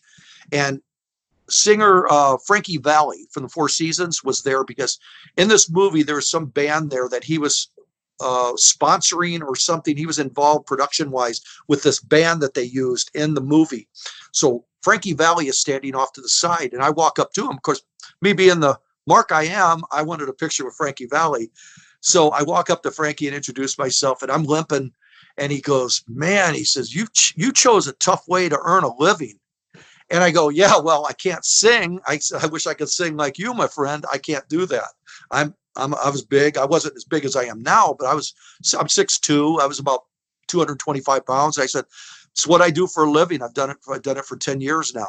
And I ended up taking a nice picture with Frankie Valli. I took that opportunity to take a picture with Frankie Valli. But that was one of Roddy's memories I have with him. And the last time I saw Roddy was in 2011 at a fan convention in Los Angeles that I drove over, myself and Billy Graham. We went over from Phoenix here to LA for this convention. I can't remember what it was, Wrestle Reunion something or whatever it was, Wrestle Reunion 5 or 2 or something in Los Angeles. A lot of great guys were there, Jimmy Hart, and Roddy was there. And Roddy had a line of people, 150 people long, to get his autograph and take pictures with. And I came in through this backside of the line. And as soon as Roddy saw me, just stopped everything he was doing. He came over, gave me a big hug, and he whispers in my ear. He says, brother, dreams do come true. And I've had people ask me 1,000 times, because I've repeated this, what did he mean by that? And I said, you know what? I don't even care what he meant. It doesn't matter. It's your interpretation of what he meant. He was living life and he was happy, and he made me happy every time I was ever around him. And I just absolutely loved Piper. He was just the sweetest guy. And that there's not enough words to describe Roddy Piper. And I cried like a little tiny baby. Cried as much for him as when my mom died. And how did you end up becoming such good friends with Billy Graham? I know you both live in Phoenix now. Yeah, well, I'd known Billy for many years through his work with Vince. When he was doing commentating for a cable channel in LA for some shows at the LA Sports Arena in '88, they called it there the Z channel. I don't, this is primitive cable back in those days, but we did a series of house shows where they filmed the entire show, and I'm the ring announcer, and the commentators are a various assortment of either Billy Graham and Bobby Heenan and Gorilla Monsoon, or Monsoon, Jesse Ventura, and Rod Trongard, different people, and Billy was there most of the time. And so I got to know Billy just a little bit there. But where our relationship escalated was in '96. In January of '96, I was running a wrestling school in San Bernardino, California with Jesse Hernandez. We had the school called the School of Hard Knocks. And Billy calls me one day and he says, hey, I got your phone number from Dave Meltzer. And he says, which everybody knows, Dave Meltzer is the god of journalism in wrestling. And he says, so Dave gave me your number and I want to come by your school and talk to you. Superstar Billy Graham, you're welcome anytime to come by our school. Always makes an impression with the boys in the school. When you have a celebrity come by, a big name, when we had Matt Bourne or Mondo Guerrero or Chris Jericho or Godfather and different people come by through the years, the boys eat that up. It's like, you really do know these guys. Yeah, of course we know these guys. We've been on the road with these guys. So anyway, Billy comes by and he goes, I am looking at producing a show in Phoenix at a church called First Assembly of God, Phoenix First Assembly of God, in a couple months from now. And he says, what I'm looking for in my vision here, so I'm going to do an illustrated drama and tell my life story in a drama involving the Lord, involving one of the great pastors of the United States, his name is Pastor Tommy Barnett. He's a visionary pastor. He likes to do these dramas, illustrated sermons, and bring in horses and camels and crazy things on his stage. And this church is the most beautiful church. It seats like 5,000 people. It's a 3-tier, huge mecca of a church. It's like a sports arena church. And he says, I want to do a match. I need a ring. I need a ring announcer. I need a referee. And more important than any of that, I need somebody to wrestle Jake the Snake Roberts. He says, can you help me with that? I said, I've wrestled Jake probably 10 times at least. He says, you're not afraid of snakes? I said, absolutely not. I don't know why I'm not, but I'm not. And I said, I've had that snake pulled down through my groin and everything else with Jake screwing around in the ring at TV tapings and him catching heat when he got back with him pulling the snake through my tights like this, like a seesaw. It was quite embarrassing. And I've wrestled Jake many, many times. I have no problem. I get along great with Jake. At that time, and I'll tell you this as a shoot, Jake was clean, sober, and 1,000% for the Lord. He was a strict Christian at the time. And so we ended up going to Phoenix. Again, it was just another booking for me. I was not necessarily a Christian. I was not a real sinning person, but I certainly was not a clean living person. And there we are in Phoenix, and rehearsed a scene with Jake Roberts. And I realized during the rehearsal, we went in a day early, set the ring up. They told us we're expecting anywhere between 5,000 and 10,000 people to show up. He said, there's going to be an overflow where they're going to set up big screens outside of the huge building. And we're going to have an overflow crowd of thousands and thousands and thousands. There's no pay involved. I mean, they didn't get paid. The fans didn't have to buy a ticket is what I'm saying. They paid me. They paid Jesse for his ring and referee, and they paid me a few $100s to wrestle Jake, all this other. But again, I went into this as just another gig for me. I don't care if it's a church, a bar, an arena. Makes no difference. I'm a professional wrestler. I'll wrestle anywhere you tell me to wrestle. Wrestle outside in the ground if that's what you want. You pay me, I'll do it. So I went in and I watched Billy rehearse his scene with a woman playing his wife, Valerie, an actress. And I watched him go through this music. Devin, have you ever seen the Empty Ring drama, this illustrated drama video? Have you ever seen this? No, he wants to find the video, Billy, from what I understand. He says he hasn't seen it for sure. I have copies of it. Okay. Somehow I'll get this. I would like to post that video, but I don't know who owns the copyright on it. Well, maybe it's who owns the copy of it right now. Yeah. I have it. We'll talk about that. Okay. But I have copies of it. And but anyway, I wrestled. I do this rehearsal, and that night after this rehearsal, I'm sitting in the outer lobby of this huge church. There was only a few people revolving the church there, and they were getting cameras kind of set up for big production for them. And I'm sitting there and just bawling my eyes out by myself. I'm just in tears, hands in my head, or head in my hands, I should say. And Billy and Valerie come walking by, and Billy says, "What's wrong, brother?" And I says, "Billy, I don't know." I says, "I can't stop crying." And he says, "Brother, this is the Holy Spirit speaking to you and your heart." And he says, "It's time for you to change your life." And no one's ever talked to me like that in my whole life. This was in 96. I was 40 years old. Yeah, 40 years old. And I said, "What? Holy Spirit? I mean, a church? This is something all new to me." Well, the next night we do this show, sold out. I mean, packed. Couldn't put another people in, 3 tiers up, far around. I have some photos. I'll post some photos of this event I took, or some other people took, of this entire event, and some pictures. I'll put them up over the screen. Yeah, and it was quite something. I'd never been around in my life. And I wrestled Jake. I come down these long, big stairwell to I don't even know if it was Holding Out for a Hero, I think, song, and, good baby face entrance. I'm waving the American flag and all this other stuff. Jake's in the ring. Come down and wrestle Jake. And at the end of this match, when Jake, after he puts a stake on me, or he pins me, he's laying across me and he goes, "Brother, I love you." And we're both in tears, just laying there. There I am with Jake Roberts covering me. And I never thought I'd be having Jake on top of me saying, "I love you too, brother." And, but it's something that I'll never forget for as long as I live. And Billy was the cause of this, that my relationship with Jake and my further relationship with Billy. And we became tighter than tight from 96 on. And I ended up moving back here in 2005 to Phoenix. So the last 15 years, I spent as much time around Billy. He's going to be 76 next month on June 6th. So I spend as much time with him as I can when I can. But this pandemic has changed everything right now. I haven't seen Billy so much lately. But we were having lunch together for 4, 5, 6 weeks in a row every week until leading up to this pandemic.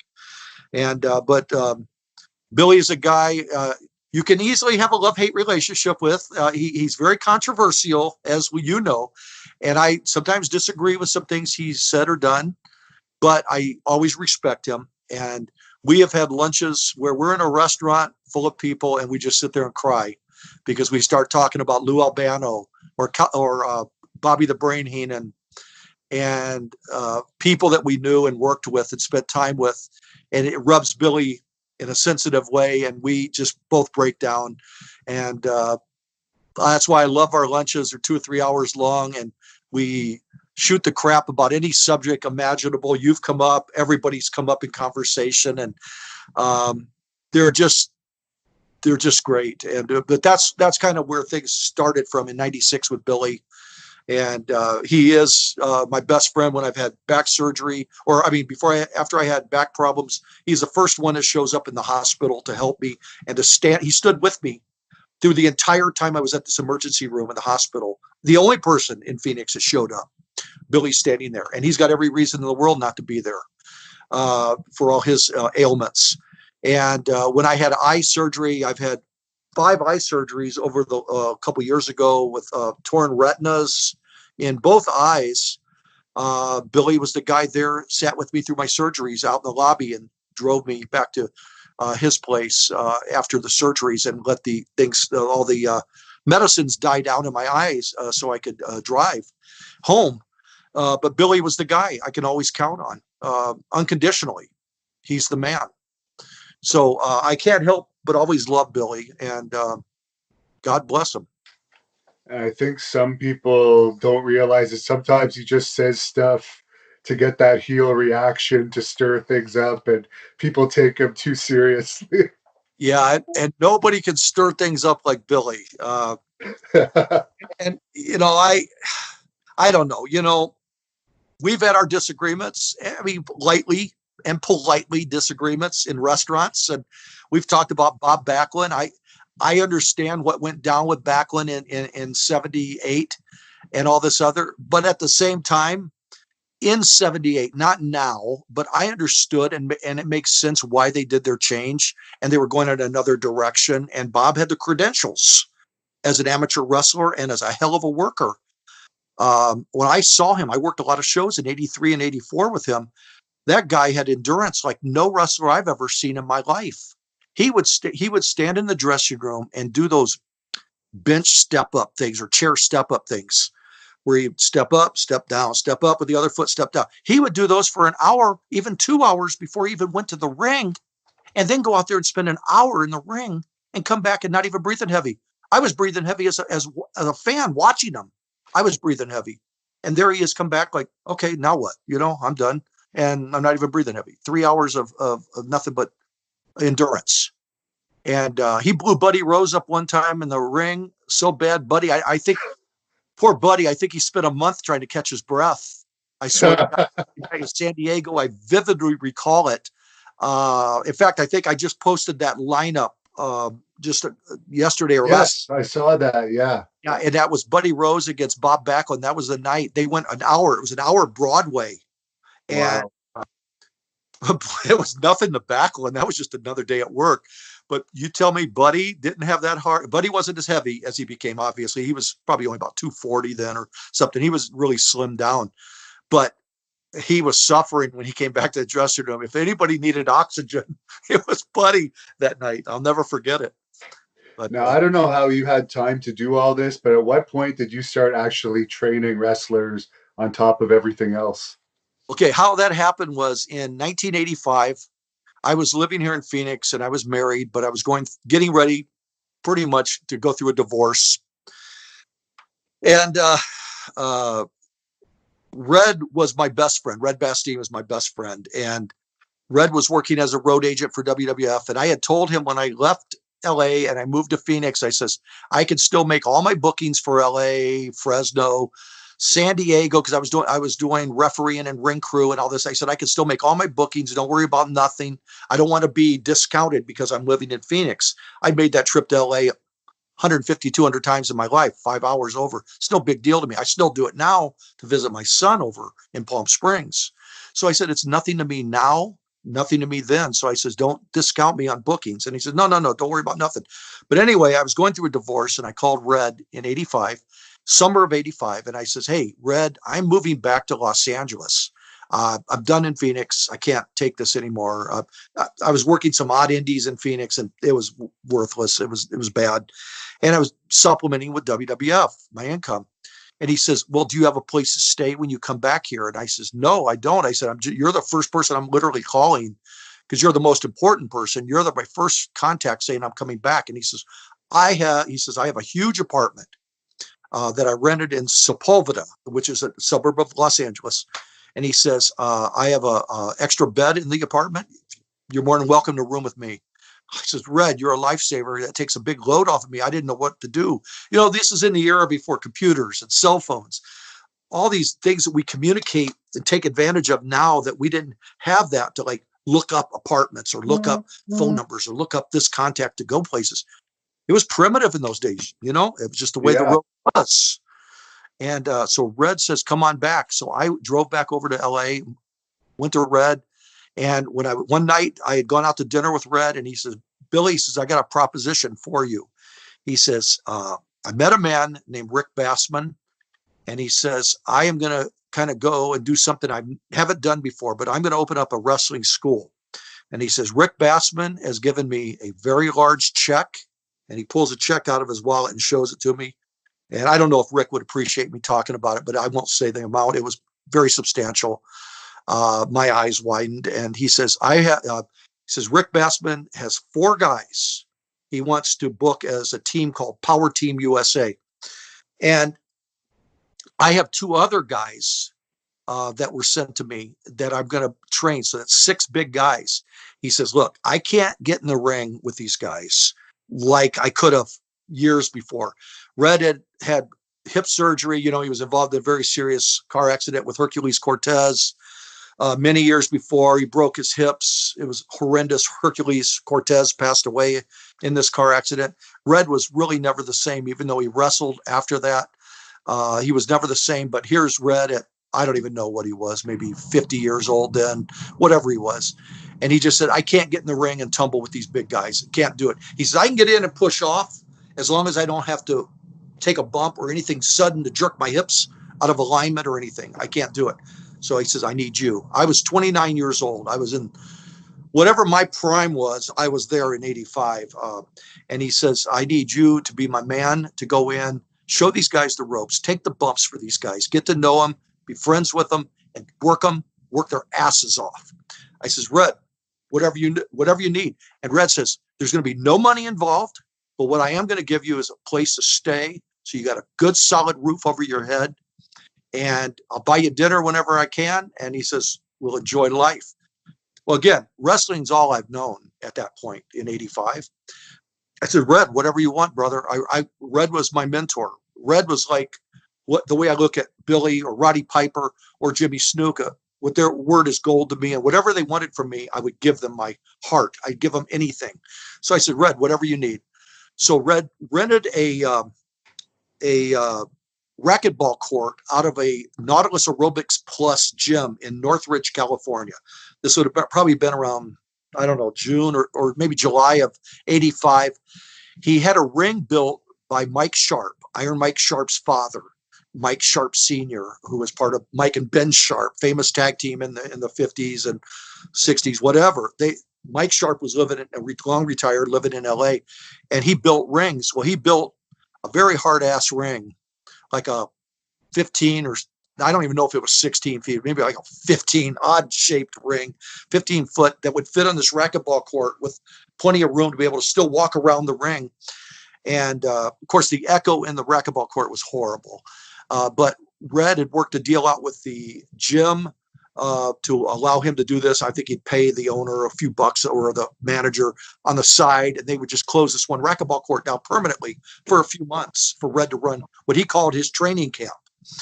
So I go into the camp and I meet Jim Hellwig, Steve Borden, Mark Miller, Garland Donahoe, Dave Sheldon, and Steve DeSalvo. And I'm looking at these guys, and I'm the smallest amongst them all.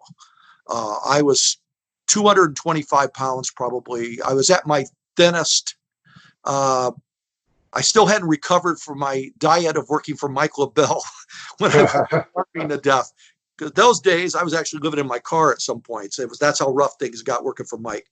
No disrespect to Mike because he was doing all he could for me, but that's just the way it was. The houses were down, no money, and I was without a place to stay. So I lived hard, and I understand that. So Red was giving me this good opportunity, and so we worked with these guys. And I know what your questions are because I saw some of the fans asking about, was Warrior hard to work with? Was all this other?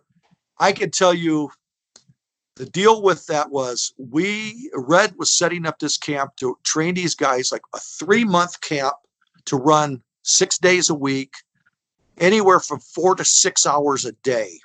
Very intense. It was no pansy, like 2 hours, hook up, drop down, take them down, throw them around. It wasn't anything. It was like body slams, suplexes. It was very intense. I was the guinea pig. I learned after training these guys and after I abused my body for a couple months that I'll never again do this and allow 6 guys, especially Dave Sheldon, who was 6'7". I'll never allow these kind of guys to throw me around. So they got the feel of going up light, and they got the feel of what a pro would feel like on the receiving end. I let them do things to themselves and let them feel like what a stiff guy is going to feel like, and understand that aspect of it, because I was giving them too much. I was giving them my body. So yeah, I went over like Ray Stevens would go over with somebody. You know, I was taking bumps. I look like $1 million to them. It's like, wow, this is easy. Well, I had to change things around to make them understand it's not going to be like that. It's going to be tough guys in the ring, big, thick guys. They're all big guys. So Warrior was not tough to deal with in those days. Jim Hellwig. Obviously, we didn't call him Sting and Warrior in those days. Jim was not tough to deal with. He was a very, very, very friendly, gracious guy, willing to learn anything and everything pushed toward him. Rick Bassman provided a house for those 4 guys, for Garland Donahoe, Mark Miller, who you don't hear much about ever again, and Jim and Steve. Those 4 were staying in a house. Jim had his wife, I think her name was Sherry, staying with him in the house too, which caused a little heat because there he is with the woman. The other guys don't have anybody. They're all in this house. And so Jim was a little more content at night, where the other guys were getting a little antsy. And so Rick provided food for him. He would bring in groceries, as much protein as they could get for these big bodybuilder kind of guys. But I'll tell you, before I get back to training, I want to tell you a story that I think I've only told about one time. I think you'll get a kick out of this. I was with Steve Borden on a NWA show, let me think, 87, 88, I don't know. And it was at the Inglewood Forum, the Forum in Inglewood. Steve came in. It was a WCW show. Dusty Rhodes was there, a bunch of guys, the Road Warriors. Rick Rude, I think. I don't even know. There's a who's who of the business in the dressing room. I went in to say hello to Steve because I'm obviously quite proud of him at that point. He had a couple years earlier, he had been with me in the school. And I was like, hey, that's my boy. I'm his trainer, blah, blah, blah. Steve was hi-hatting me pretty good. Just like, hey, Billy. It's like, whoa, I don't even get a hug. And where's my response? You're big time, brother. And I'm like still small time. But I sure as hell busted my ass to help you go where you are. I'm not totally responsible, of course, but I help put you where you are, and you're going to treat me like another fan in the audience? I was a little pissed off. So Steve goes around to the mirror in the bathroom, and Dusty's in there. He's shaving. There's 2 mirrors and sinks. Dusty's shaving. Steve's over there. And I brought up something that happened to him in 85, and I embarrassed the shit out of him. And I'll tell you the story. I went by, and this is a story I told Steve to remind him. I was at their house during our training. It was only about 2 miles from where we had the school, and I lived a couple miles further on with Red. So on some of my nights off, or a night off from training or whatever, I would stop by the house, hang out with the guys, the 4 guys. We were all friends, I'd hang out, and watch TV, shoot the crap with them. And one night I stop over, and there's Garland and Mark Miller, and I says, "Where's Steve and Jim?" And they said they went out grocery shopping and haven't come back. They should be back any minute. So I'm sitting there watching TV, and about an hour later, this grocery store was only about a quarter of a mile away. I said, where are these guys? All of a sudden, front door comes barging in, and it's Steve. And I says, what is going on? And he's panting. I mean, he looked like he just run a marathon. I said, what is going on? He says, me and Jim were shoplifting out of a grocery store. We were walking down this aisle drinking a gallon of milk each, and we were eating bananas, just peeling them, plowing them in our mouths, and we were throwing the thing down, and we're eating, drinking protein, getting as much food, we're eating some bologna and all this stuff. He says, what are you guys? You're crazy. And I said, where's Jim? He says, I don't know. He says, the cops are after him. He says, cop cars were chasing us down streets with lights and everything, and shining it on these alleys where we were hiding. I said, you guys are insane. So about 15, 20 minutes later, Jim Hellwig comes running in the door the same way. just like he did his Warrior entrance. That's Yeah. how he put it in the house, minus the music and minus the ropes. And he comes in and he's the same thing. I said, Jim, what's going on? He said, brother, the cops are after us. He says, I don't think they saw where we live here, where we're at. He says, you guys are insane. And I said, what happened, Jim? He says, all I know is security chased us out of the store. They called the cops on us in the store. Cops started coming, following us down alleys, but we're so big, they were a little intimidated even. And he says, at one point, he says, I was hiding in an alley behind some trash cans. And he says, my leg was hanging out in the alley. I couldn't fit behind this can. He says, my calf was so big. He says, I could see a light shining on my leg. And he says, I think whoever it was didn't even want to mess with me. They just left it alone. And they walked off. So anyway, the story is that's their story of trying to survive in LA. They were just green guys, just trying to make it. So I reminded Steve, remember your days, Steve, when you had to steal out of grocery stores to survive in this business? I was there. I saw it. And after that, Steve turns around and gives me a big hug. Billy, I remember, brother. It's good to see you. He was all friendly and all nice. And I'm not trying to say this to embarrass Steve. We all done it. I've done it.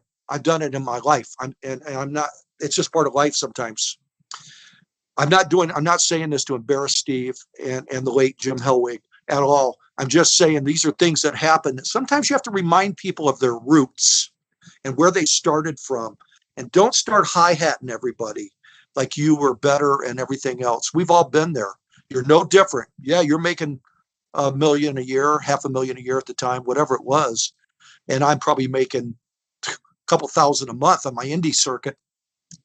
But don't sell me that short. And after that, Steve treated me a lot different. A couple of times afterwards, I saw Steve. I did the ring announcing for the World Peace Festival in '96 at the Los Angeles Sports Arena, and that was really a who's who of the business. Inoki and Sakaguchi came in, guys from Mexico, Bam Bam Bigelow, Jericho, Benoit, the Giant, became Big Show. All those guys were on the show, and Lex Luger was on it. And I was sharing a dressing room with Sting, and Lex Luger came in, and Luger didn't know me. And I was I was putting a tuxedo on. So to him, I was a mark. And Luger goes, oh, and he stuck his head in with his bag in his hand. And then he started to walk out. Sting goes, no, come in. This is Billy. He's my trainer. Come on in. And Luger came in, shook hands with me, and still walked out. I never forgave Lex for that either, because he looked at it like, oh, I can't be myself around Steve with this guy in the room, like I'm some foreign part of the business. And it's like, you know what? That's fine. So then another show at the Olympic Auditorium, WCW was there with Sting on it. And the Steiners and him were sharing a dressing room, and he did the same thing. He brought me in. He said, hey, Rick, Scott, this is Bill Anderson. This is my guy that trained me and broke me in. They weren't overly friendly, but that's just the way they are. And I appreciated Steve being respectful. That's all I ask. I don't say, hey, brother, you got an extra 1,000 to give. I don't just want a handshake and a hug. That's all. Recognition a little bit. Remember your roots. That's all. But that's a little bit sidetracked from the training. But I wanted to tell you that story.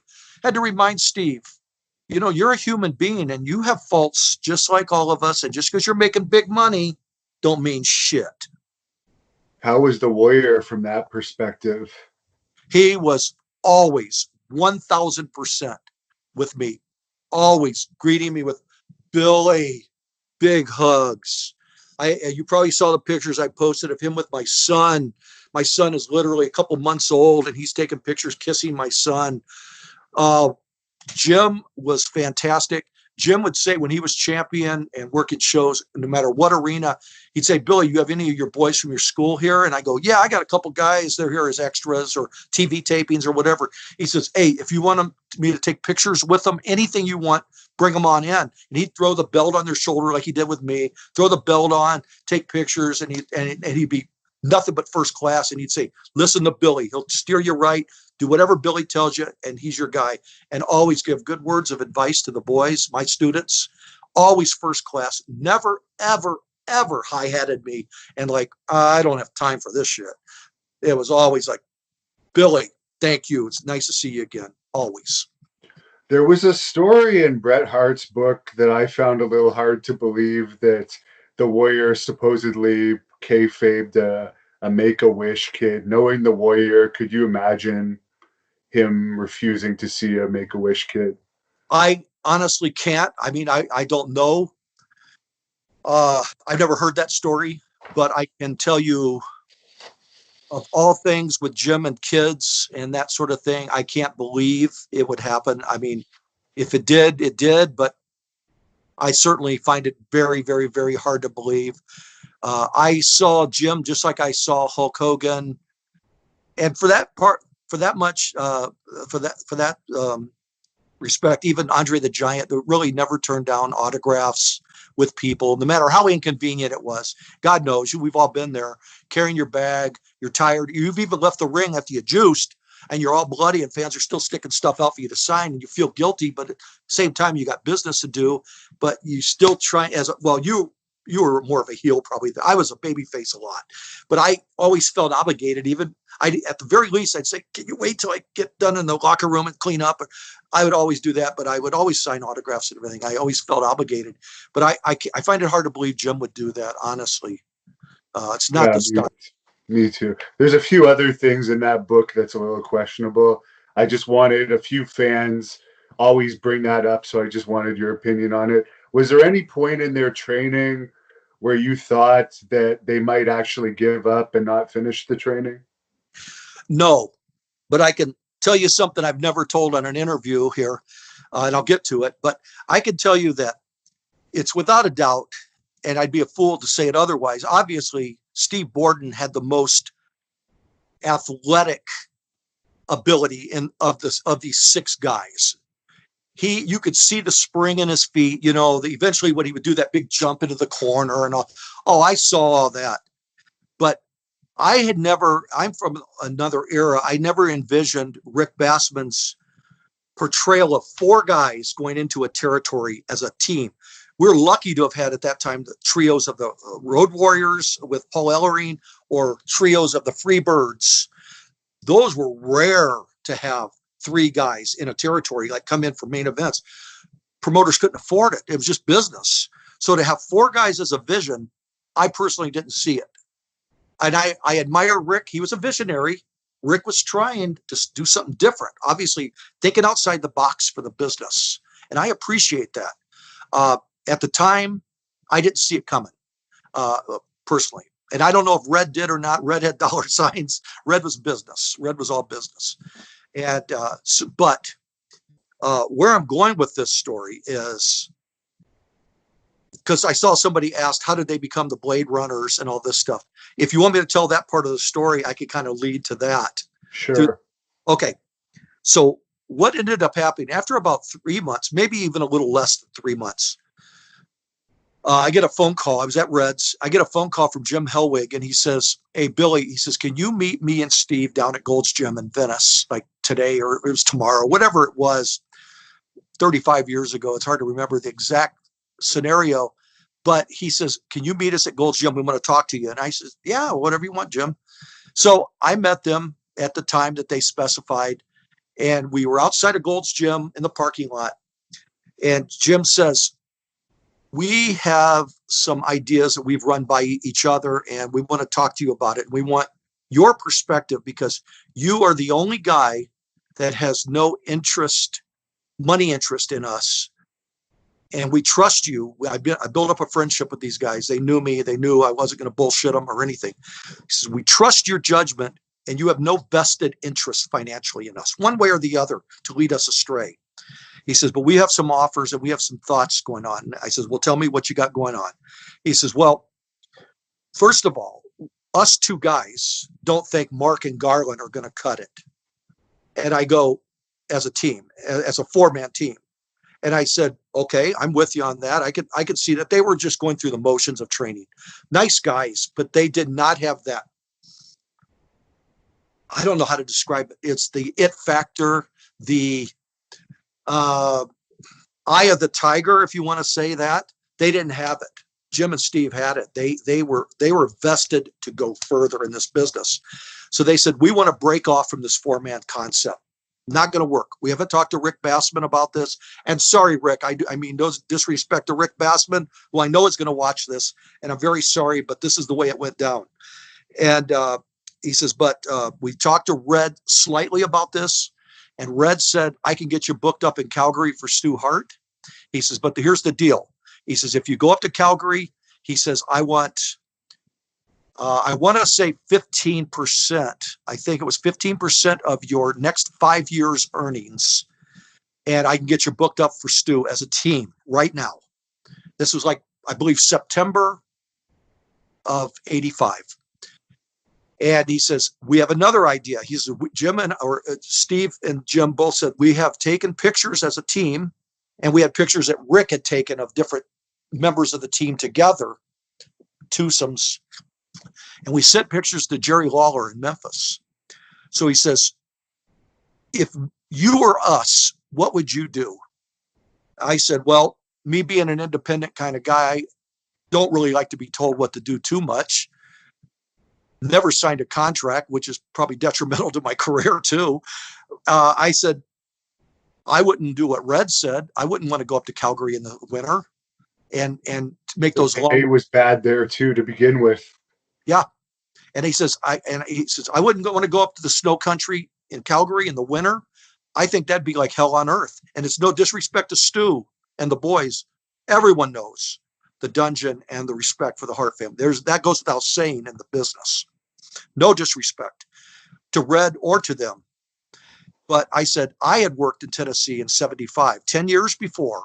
I said, I was Bill Colt down there. I was wrestling 7 days a week, 3 times on Saturdays. We'd work Huntsville TV, Birmingham TV in the afternoon on a Saturday afternoon, and then go to Chattanooga in this Saturday night show. I said, you will get nothing but experience down there. Your pay might be crap, but your experience is what you need, because any trainer worth his weight in gold knows you can only teach somebody so much in a ring. It's what you learn in front of a paying crowd to get the response that you need. You need fan response, not just our approval. Mine or Red Bastien standing down on the floor. Hey, that looks good. That looks good. It's not the same as when you do it in front of a crowd. I had students freeze up at WWF TV tapings. I had a guy, Vince McMahon.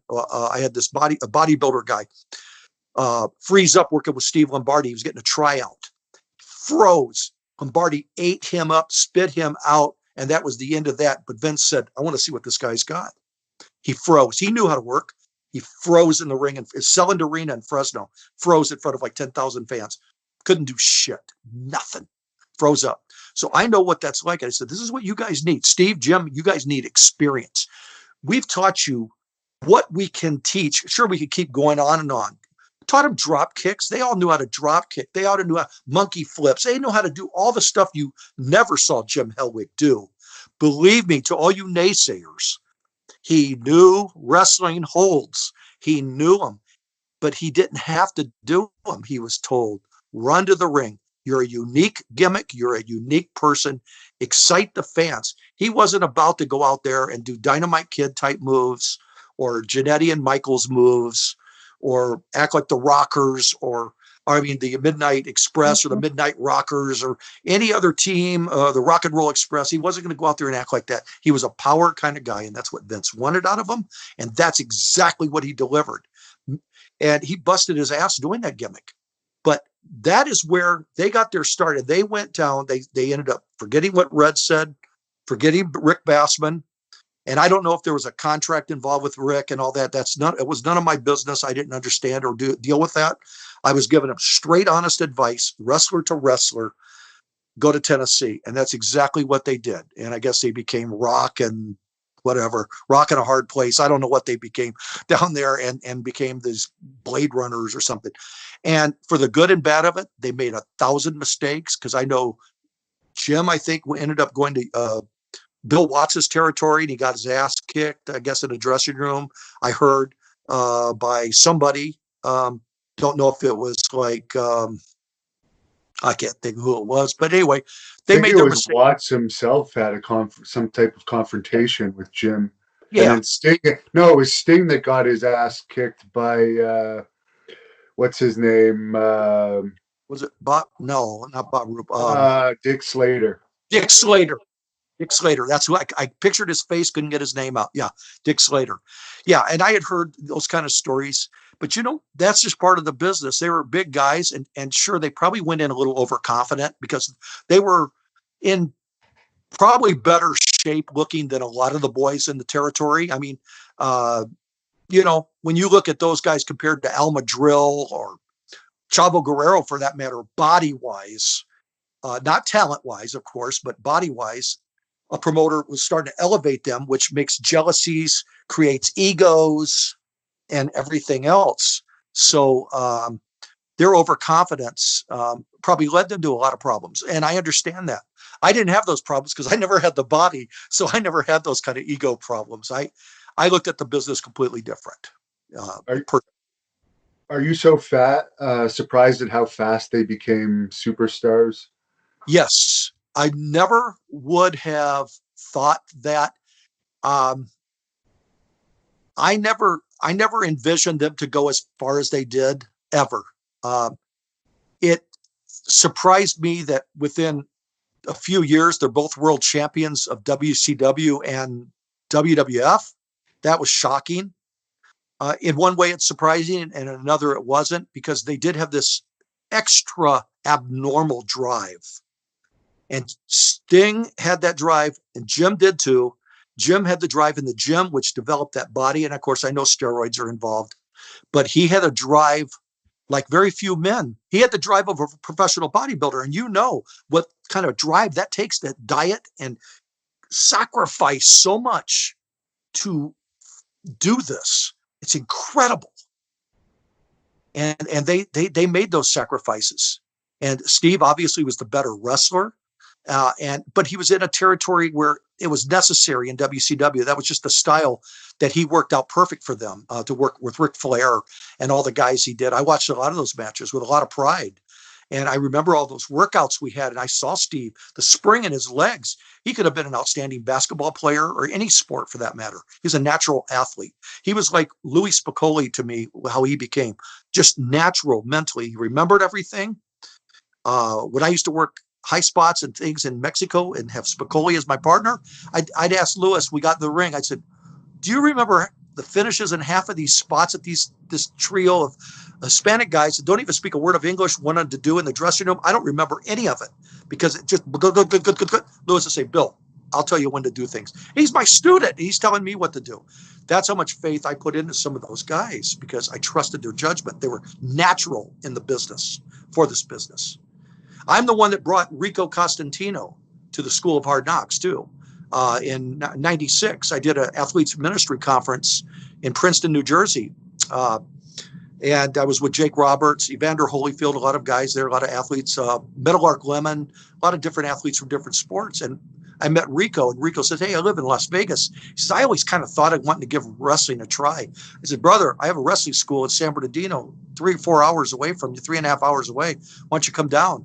And he came down there and started training. And another totally gifted athlete, just real sincere athlete, pure athlete. Now, a fan wanted me to ask you, there was some talk in '93 that Warrior was going to go to WCW and potentially feud with Sting. What do you think about if that would have happened? Would you think that would have been a cool feud, or would they have not meshed well? I kind of tend to think it wouldn't have gone well personally. I just don't think, I think what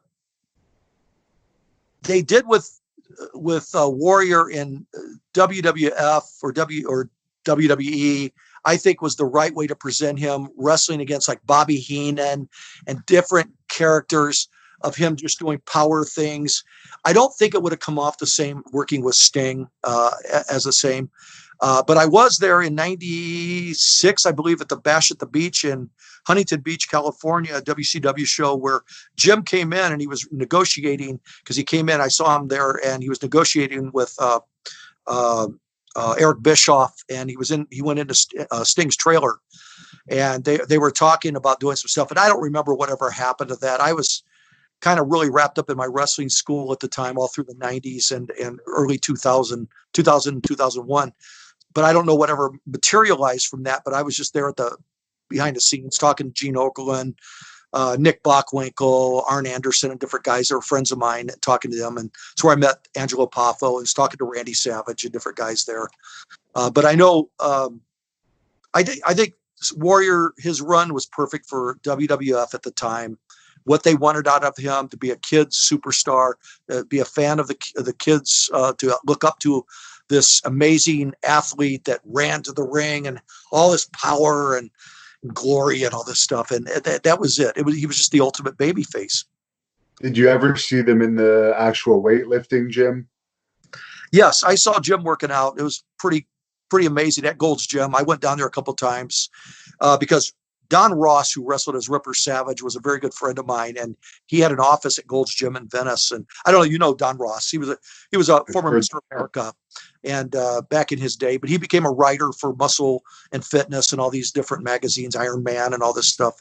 And I'd go down and visit Don. He was a good guy, and I'd see Sting and Warrior down there training and everything. And it was real intense.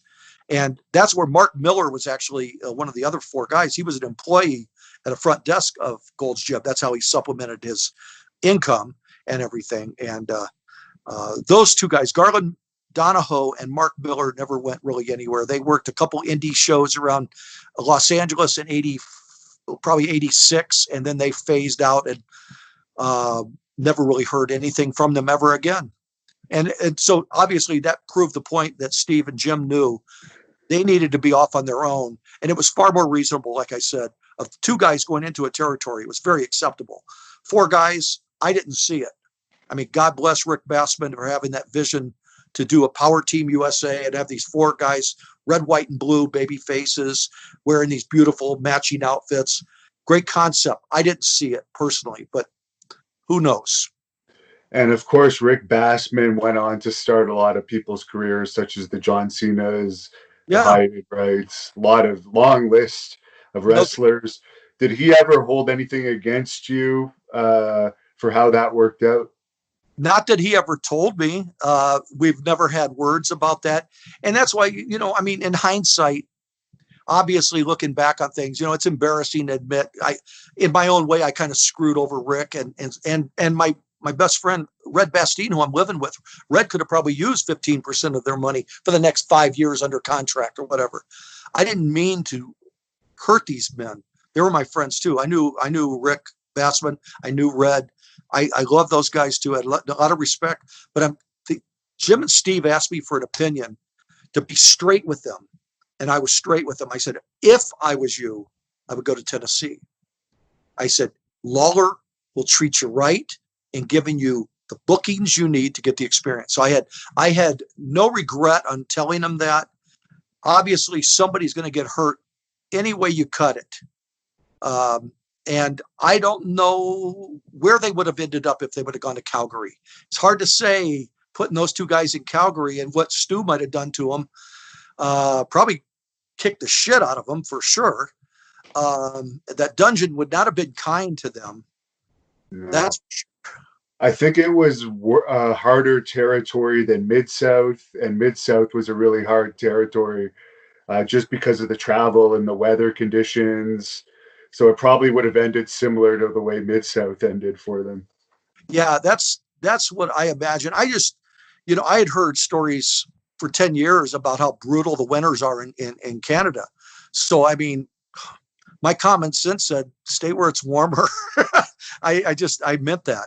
And plus, not only the weather, I looked at the wrestling part of it. And I was honest with them and told them, you guys will get the experiences, what you need.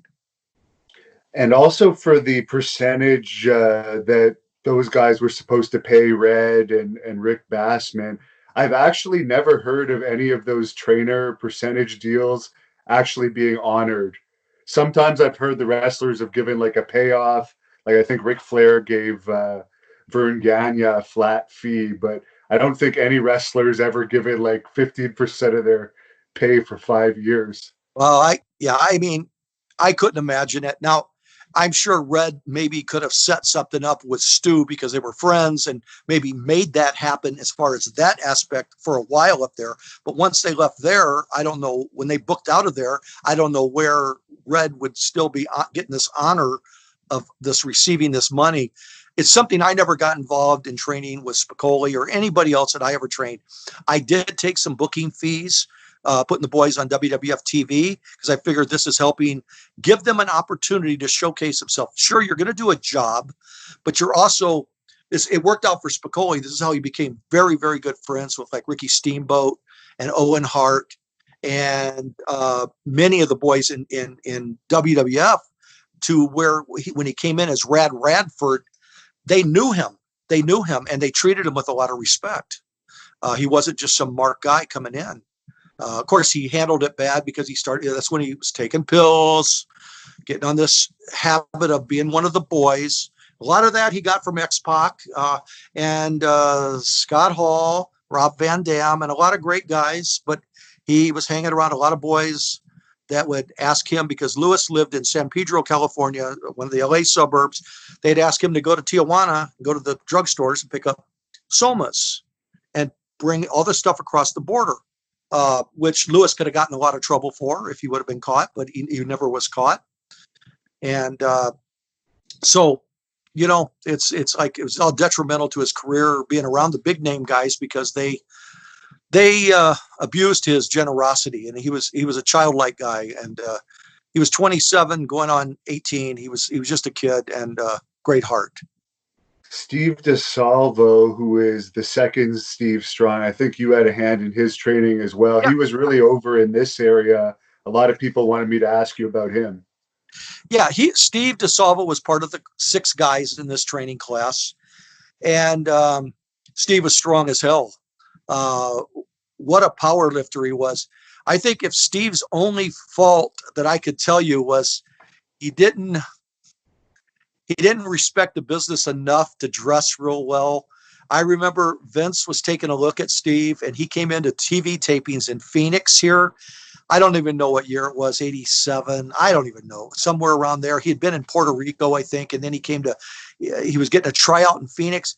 He showed up, and you see in the picture I posted of that group shot of us with those torn sweatpants. That's how he showed up at the arena. He was wearing a pair of sweatpants, all ripped to shreds. He looked like, he had a body on him, powerful as hell. Looked like he hadn't combed his hair in 3 weeks, and he showed up with a big tear in his. You don't make an impression with Vince like that. You can't do that. You have to have a certain elegance, a little bit to yourself, a little bit different style. I don't know if that was a definite turnoff by the agents. You had Jack Lanza, Rene Goulet, George Steele, Strongbow, all the boys, all those agents, Pat, all those guys looking at him saying, is he going to show up at the arenas looking like this too? And we had the dress code kind of thing going on. So it's all stuff that hurts you. But Steve had a no kiss ass policy. He didn't give a shit. He didn't care. He didn't care. Cheerleader Melissa Anderson is one of, I think, the most current known stars that you've trained. Yeah. She's not actually your daughter, although a lot of people think she is, right? Something like that. It's my working niece. Okay. But here's the deal. Her father, Doug Anderson, I trained him right after working with Sting and those guys, after the Bastien deal. I started working with Doug Anderson. Doug was a Los Angeles police officer for 27 years, motorcycle cop. And I met Doug because he was working security at the LA Sports Arena. And Doug was a big guy, about 6'2", 6'3", good-sized man, powerlifting kind of guy. And we became instant friends and very, very close friends.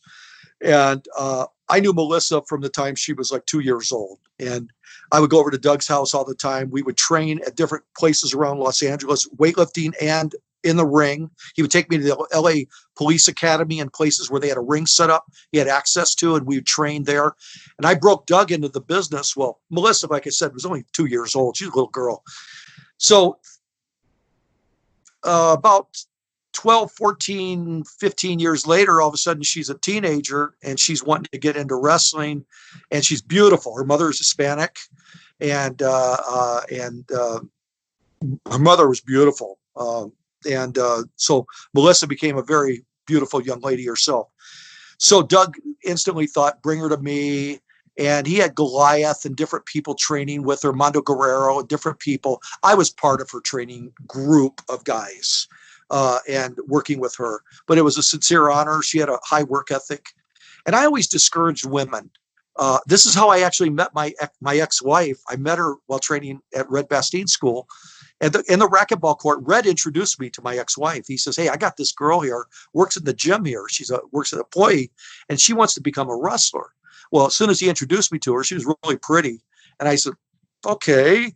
So we started dating, and one thing leads to another, and we ended up getting married, but I discouraged her from being a wrestler. I says, what woman in their right mind wants to go out there and get their hair pulled, get hit up on by guys? You know the boys. Oh, my God, how brutal. I says, I can't imagine what you would go through in the dressing rooms with the guys and all this stuff on shows. He says, I've been there, done it all myself, so I know how you'll be treated. And in the ring, you're going to have women that are going to mistreat you. You're going to have great women workers, but you're going to have women that are going to beat the shit out of you. And I says, I'm telling you, swear to you, I wouldn't do it if I was you. So I talked her out of it. Of course, that later became a resentment in my marriage when I'm off on the road doing my stuff, going to Hawaii, going here, going there. And she'd say, oh, you get to do all this stuff and I can't do anything. I'm at home and I'm stuck at home and blah, blah, blah, blah, blah. It's like, I'm sorry. But I was doing it for her best interest. It's giving her words of advice, solid advice. And at that time, there was a lot less money in women's wrestling. Even now, overall, I think Becky Lynch is the only one really making money these days. Probably Charlotte Flair, too. Yeah, this was really in '86. This would have been very primitive for the women. I mean, there was rare bookings and, Moolah was helping people. Different people were helping people, but it was tough. And this is the reason I have my son. I never encouraged my son to be a wrestler, ever. I never, ever. My son is taller than me. I'm 6'2". My son is bigger than me. Skinny, but he's bigger than me. He's 30 years old. But I never encouraged him, never hooked a hold on him once in my life, never once, because I didn't want him to get the bug to want to do this. I knew how brutal it was. Now, you were in charge of, as you mentioned, hiring extras and hiring ring crew and stuff. Obviously, there was the big scandal in the early 90s with Mel Phillips, who I guess had your job in another territory. Did that put more heat on you, even though I've never heard a bad thing about you, but just because they had so much heat over the Mel Phillips thing? Yeah. Okay. Let's talk about that, because I'm glad you brought that up, because I want to stress a couple of things. One, I met Mel Phillips and I knew Mel Phillips very well. I can tell you, because when you talk about Mel Phillips, two other names instantly become part of Mel Phillips. And that's Terry Garvin and Pat Patterson. Always those three become somewhat synonymous. I can tell you, in all my years, I started in this business in 73 actually, but 74, my first match, and met Pat for the first time at 83. Saw Pat the last time just 4 years ago at CAC reunion in Vegas. And I knew Terry Garvin a lot through the 80s and 90s. He helped me tremendously. And never once, not one time, did I ever have Pat, Terry Garvin, or Mel Phillips with anywhere up to 18 guys, good looking bodybuilding kind of guys I would take to TV or anything, all over the place. I even took 4 guys in the 1991 or something or 89. I took guys up to Calgary and Edmonton TV, all through the whole West Coast. I never had them hit up on any of my guys. Never had any disrespect shown to any of my boys. Me, never was hit up on. And I was handsome in my day. I'm not now, and I'm not. I'm just saying that. In my day, I was a good-looking guy. All the guys, I had good-looking guys. I had great athletes, great guys in shape that would be attractive to a other person's requirement, and never had them talked about, or none of the guys ever came to me and said, hey, Bill, one of those guys in the office said this to me or wants me to come to the room. Never shown disrespect by Mel Phillips or any of those guys, Terry Garvin. And Terry Garvin would call me. He'd say, Bill, I have 4 shows in New Mexico. starting tomorrow. Can I fly you out? You got it, Terry. He says, I will FedEx a ticket. I need you at LAX tomorrow morning at 10 o'clock, flying you for 4 house shows in New Mexico. You'll get $250 a night and hotel. Yeah, Terry, $1,000. I work with DJ Peterson on shows in New Mexico. I think the main event was like Harley Race against Tito Santana. They had Ward Littlebrook against Little Tokyo, just a little spot show, little like what they call a C show, a third-rate show to sell to a high school. And Vince would book these shows, and they needed extra talent. And Terry would call me. Sometimes Terry, he called me for Calgary and Edmonton. Like there wasn't 100 extra wrestlers to wrestle those tapings. And Terry would call and say, Bill, I got 4 slots open. Do you want to go up to and do Calgary and Edmonton TV? I go, yeah. He says, okay, bring Tim Patterson, bring Louie Spicoli, bring yourself. And fine, Terry. He called me and said, Bill, I got some tapings in Omaha, Nebraska, and someplace in Iowa, Des Moines, Iowa. Yeah, Terry, whatever you need. He says, bring a couple guys. Great. He says, I'll send you a ticket. Never any, but need to talk to you when you get there. None of this bullshit. None of it. Ever. 100% professional that I saw. I can't speak for John Cole or whatever his name was, the Cole guy, the ring crew guy. Tom Cole or something. Tom Cole. Can't speak for him. I can only speak that I was around these boys from 83 to about 96, quite exclusively on the West Coast and all that. Milt Phillips would come out all the time. And I never, ever, ever, ever had a bad word said by any of those 3 guys to any of my boys personally. And I hope at least that answers part of that situation, that I never saw any of it. I'm not saying it didn't happen. I don't know. Don't know. But did you notice after that, or maybe you'd already moved on from that role after that? Did anything change? No, I never saw that. It was actually because Terry ended up leaving his job at WWF. I don't know if he got fired or retired. I think he resigned. I think Mel and Terry and Pat resigned. Pat was the only one that came back, unfortunately. Yeah. Well, and Pat's resigning was just the biggest work on the face of the earth anyway, because he was with Vince, and he will be to the end. End. Vince's dying days. I mean, Pat's always there.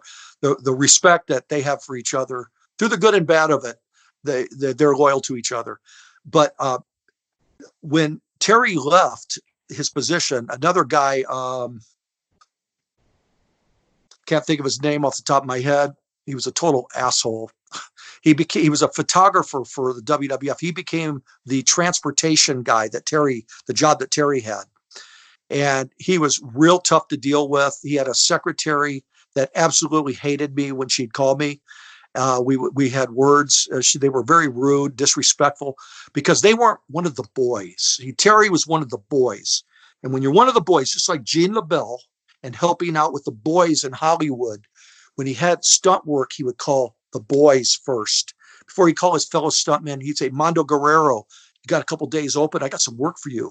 Or Chavo Guerrero, or Jack Armstrong, Smirnoff, all you guys, Tanaka, Professor Tanaka, all you guys, I got work for you guys. Terry Garvin was the same way. When an opening came up, he took care of the boys.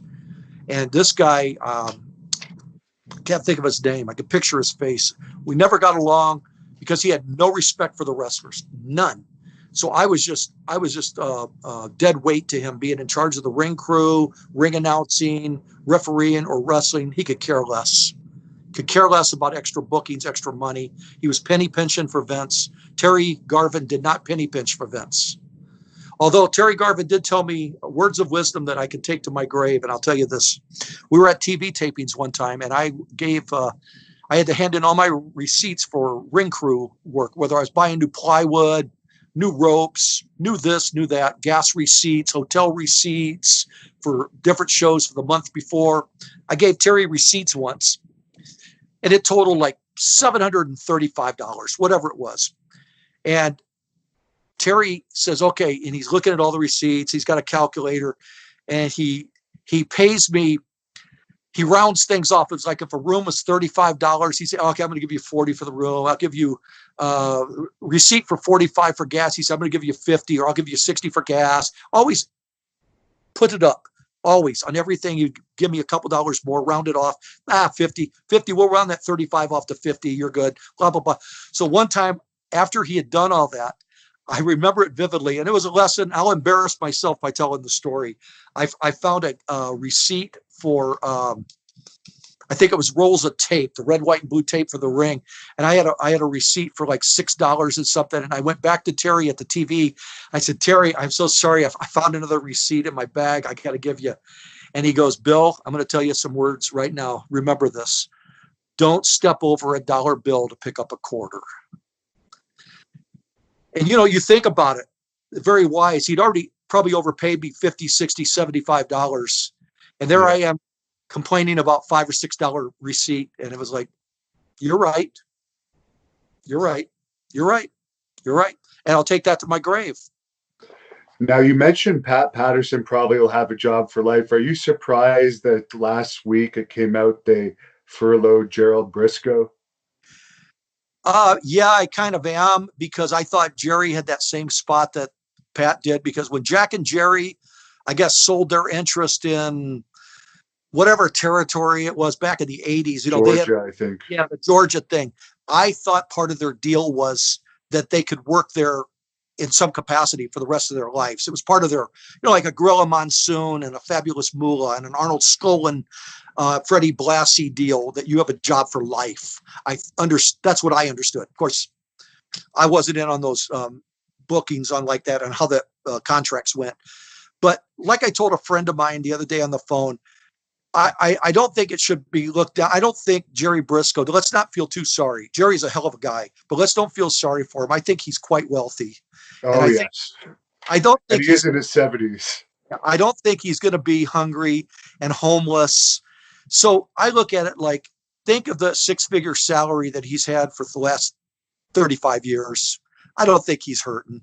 So I feel bad that anybody gets fired, but Jerry's going to be eating better than I am for the rest of his life than my life. And I don't feel too bad. And maybe he needs the rest. Maybe it's best that he has some time to enjoy himself and his family. Now, just to finish off here, I got about 4 or 5 fan questions. You don't have to answer in too much detail. Someone asked, any memories of Slammers, the wrestling school? Yeah, Slammers. I have a lot of great memories. And Vern Langdon was a hell of a guy that ran Slammers. At the time, I didn't appreciate how nice he was. When Vern retired and moved here to Mesa, Arizona in 2000, and I was around Vern in 90 and 91. And Vern moved to Phoenix here in 2005 and lived here to 2011 until I think that's when he passed away. We would go out to dinner, just like I do with Billy, go out to lunch and dinner with Vern. And I really hated myself for the not disrespect I showed Vern at the time in 90 and 91, but the lack of further respect that I showed, and sticking up for Louie Spicoli, who Vern hated with a passion.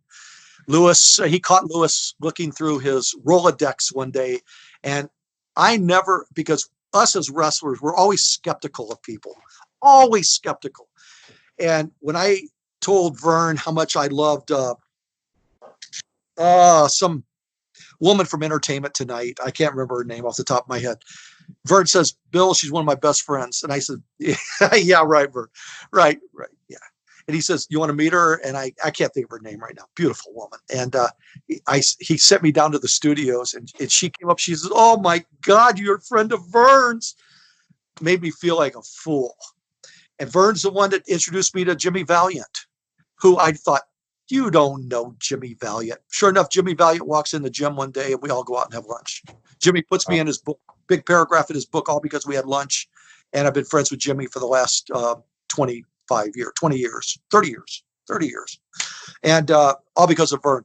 I didn't believe Vern at the time that he was a makeup artist in Hollywood and this and that about him.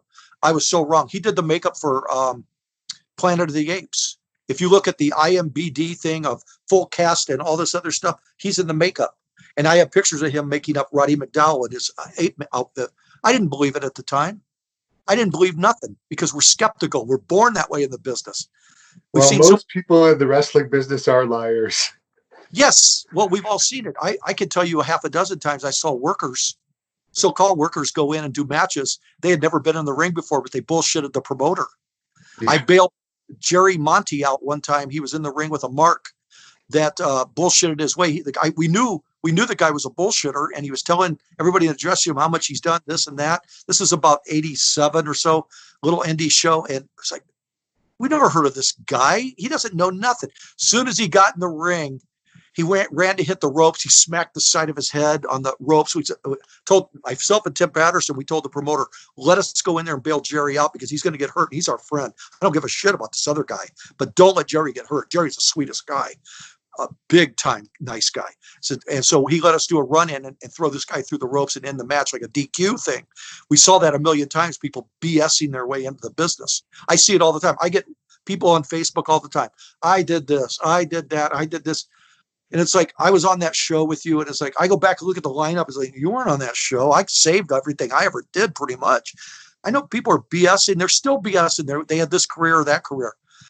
Believe me, Devin, if I ever tell you something, I'm telling you the truth, because if I can't imagine, I can't even tell you half the stuff I did that would be even further the truth, but it'll make me look like I'm bullshitting, and I don't want to ever go that direction. I've done so many things, outlandish things, that I'm embarrassed by. That's why it's hard for me to do an autobiography, because it's, where do I leave off the real intense stuff that I've done versus what's more mainstream and politically correct things to say in a book. It's hard. I have to be very careful. The things I did with Louie Spicoli, I couldn't begin to print. And it's just like, but that's part of the business that we all know, and as being a celebrity to certain fans and everything. And someone wanted to know if you had any experiences with The Undertaker. Yeah. I, good experiences. That's how I met the Godfather, was through the Undertaker. And when I was training at Slammers, I had just got to know Undertaker a little bit in WWF, and they were going to bring in Godfather as Papa Shango. Papa Shango, yeah. And he needed to work on some moves, and he needed some guinea pig guys to take bumps for him to understand how this gimmick might work with certain things. So Undertaker brought Papa Shango down, and Charles Wright brought him down to Slammers, which is where I met him in 1990, to let him work with my guys. And I had Louie Spicoli and a set group of guys that could take outstanding bumps for him to help him understand how he could do his Papa Shango gimmick and make it work. And then Shango lives in Vegas, so he would come down after that in San Bernardino at mine and Jesse's school and work on stuff when he became Kama and things like that, working on boxing and shadow boxing, because in the 90s, mid 90s, there just wasn't the opportunities with like MMA gyms and things like that in Vegas like there are now, where you could go anywhere and find a ring almost. But back in those days, it was exclusive. You had to go to a wrestling school, and there wasn't really, I don't think, anything around Vegas for him. So you'd come down to San Bernardino and spend a night and hang out and train and work out with the guys. But that was through Undertaker. And somebody wanted to know why, in your opinion, California Championship Wrestling failed. You wrestled there, I guess. Yeah. I was part of that group, wrestling. Jimmy Snuka, Rocky Johnson. They brought in some names. Alexis Smirnoff, different guys through a couple years. The problem, part of it was they had a commentator. I can't even think of the main guy. He was an obnoxious guy that ran the whole thing.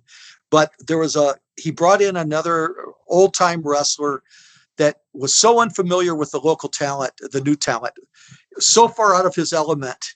It would be just like me commentating on matches today with the new guys in the ring.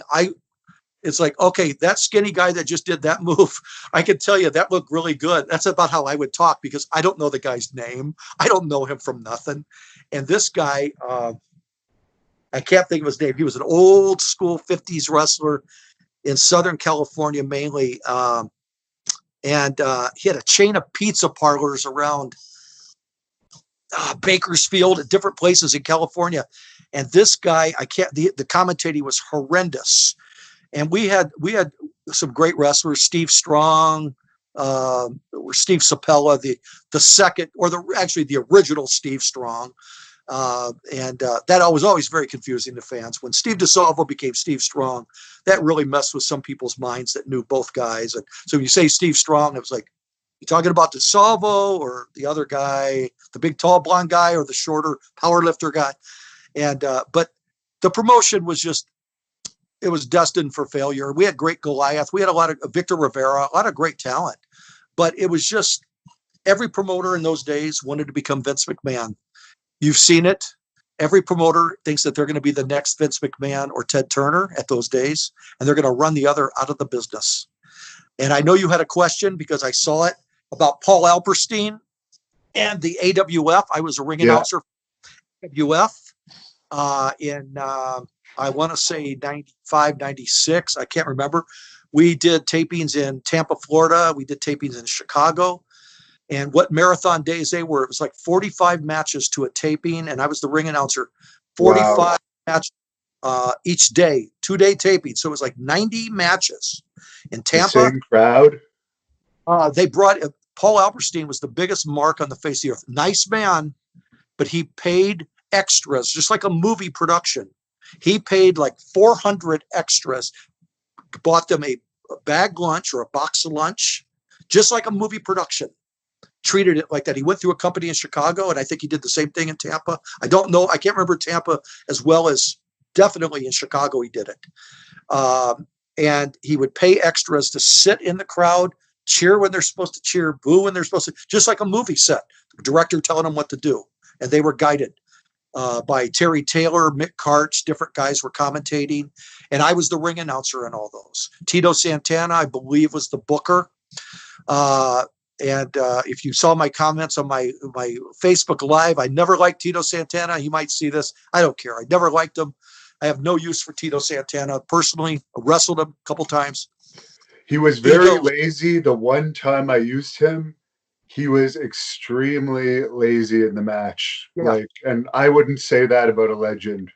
Yeah, and I know. And I'm not, I'm not knocking Tito's success. You can't knock it. Yeah, he got the Intercontinental Championship. He was a very big name, and that's why he could still be a name today in conventions and all that. So be it. But I can tell you one thing he did. I was refereeing at the LA Sports Arena, a match between Iron Sheik and Tito. And Tito was, talk about laziness, this falls right into what you just said. He was so lazy kicking out of I take it back. I wasn't the referee. I don't know what I'm saying. Red Shoes Dugan is the referee. That's where the story's going. Red Shoes Dugan, legendary old man referee, fantastic guy. I think he was like 78 or 79 when he passed away. 78 years old. This man could still do one-arm push-ups in the dressing room. That's the shape he was in. It was like Jack LaLanne, legendary strength, hands, one-arm fingertip push-ups in the dressing room, 78 years old. So he's out there refereeing Tito and Iron Sheik. And Tito is supposed to pin Iron Sheik at the end of this match, but he was lazy kicking out of a 3 count or a false pin. And Red Shoes goes 1, 2. Tito's not even budging. 3. Tito kicks out through the biggest stink fit and goes back into the dressing room and has Red Shoes fired for ever refereeing again because of his incompetence. And he's too old to referee. Too old. That's what Tito told Strongbow and Pat Patterson and all that. And it was not Red Shoes' fault. What are you going to do? You got 15,000 people watching you. You're not stupid. That was in WWE? Yeah. That was a house show for Vince at the Los Angeles Sports Arena. You can only waver on that 3 count so long. And you finally. Yeah. Oh, no. As a promoter, I would fire the ref, to be honest, if they had held their hand up. Red Shoes knew the finish. He knew Tito was supposed to go over, but Tito's the one too lazy to kick out. He's going to make it real, like, let's wait till 3.5 count before I can kick out. It's like, no, brother, it don't work like that. He got my friend fired. Red Shoes is the sweetest man you'd ever know. Him and his wife, Martha, were steadily at every show for Vince on the West Coast during that time period. Red Shoes didn't need the money. He was a retired cop from Santa Monica. He was very wealthy, saved every dime he'd ever made. He did it for fun. He, like Andre, he loved the business to want to be around it to his dying days. But Tito had him fired. And I never forgave Tito for that. two other things happened. One was my time, I mentioned in my Facebook thing where Tito threw a punch, his little flying burrito punch, broke his finger on the top of my head because he potatoed the shit out of me. And then goes back to the dressing room and it screams and cries to Pat Patterson that I broke his hand. Pat says, wait, I don't understand. I didn't see this, but how did Bill break your hand when you threw the punch? His head potatoed you? That's how stupid Tito was. Dumb. And then the third thing was when I was doing the ring announcing for Paul Alperstein, I quit. I did one set of tapings in Tampa, and they wanted to continue and run another set of tapings a couple months later in Tampa. And I had my fill of working with Tito. Tito I wasn't fat then. I wasn't out of shape and heavy. I was filling out my tuxedo pretty good, but I was not overweight. And Tito would constantly stay on me about losing weight. And I'm not completely knocking him for that. I understand there's some good in all that theory. But the point is, he drove me to the point where I just didn't want to be around him anymore. I was getting sensitive about it. I just said, you know what? I fit in my tuxedo just fine. I make it through the ropes and I can do my job just fine. My belly has nothing to do with my voice and I'm doing just fine. And Tito called and Jesse Hernandez takes this call at our wrestling school and he says, hey, Tito wants to confirm you're going to do the ring announcing next month. He's going to send the plane tickets. And I said, F him. I'm not doing it. I'm done. I don't need this shit. Do 90 matches and getting paid a couple $100. 90 matches? They were marathons. And yeah, I was hanging out with Tommy Rich and oh my God, Buddy Roberts and the Road Warriors, whoever else, Greg Valentine and I don't even know. It's just a who's who of the business. It was a lot of guys that either if you weren't working for WCW or Vince, you were working those tapings. And it was a great group of guys, and I have nothing but fond memories of that. But I was busting my ass. My voice was shot at the end of 45 matches. I couldn't even. It didn't last long then. Oh, yeah. Yeah, it was hours and hours of tapings, and it was like for not much money. But I was just running my course with Tito. I was just like, I'd remembered so much in the past. I never liked the guy. I thought he was arrogant. I just didn't. If it would have been Brian Blair, who was booking for Herb Abrams or different guys, I could have done it a little different. Brian was a lot easier to get along with than, and I did Herb Abrams stuff too. And I'm interested in this Dark Side of the Ring on Herb that's coming out. That's going to be really fascinating. Well, maybe you could give us a preview of that. I don't know much about that Herb Abrams. We didn't get that show up here in Canada. Yeah, well, he had the who's who of the talent too. He had Steve Williams, Dan Spivey, Nikita Koloff,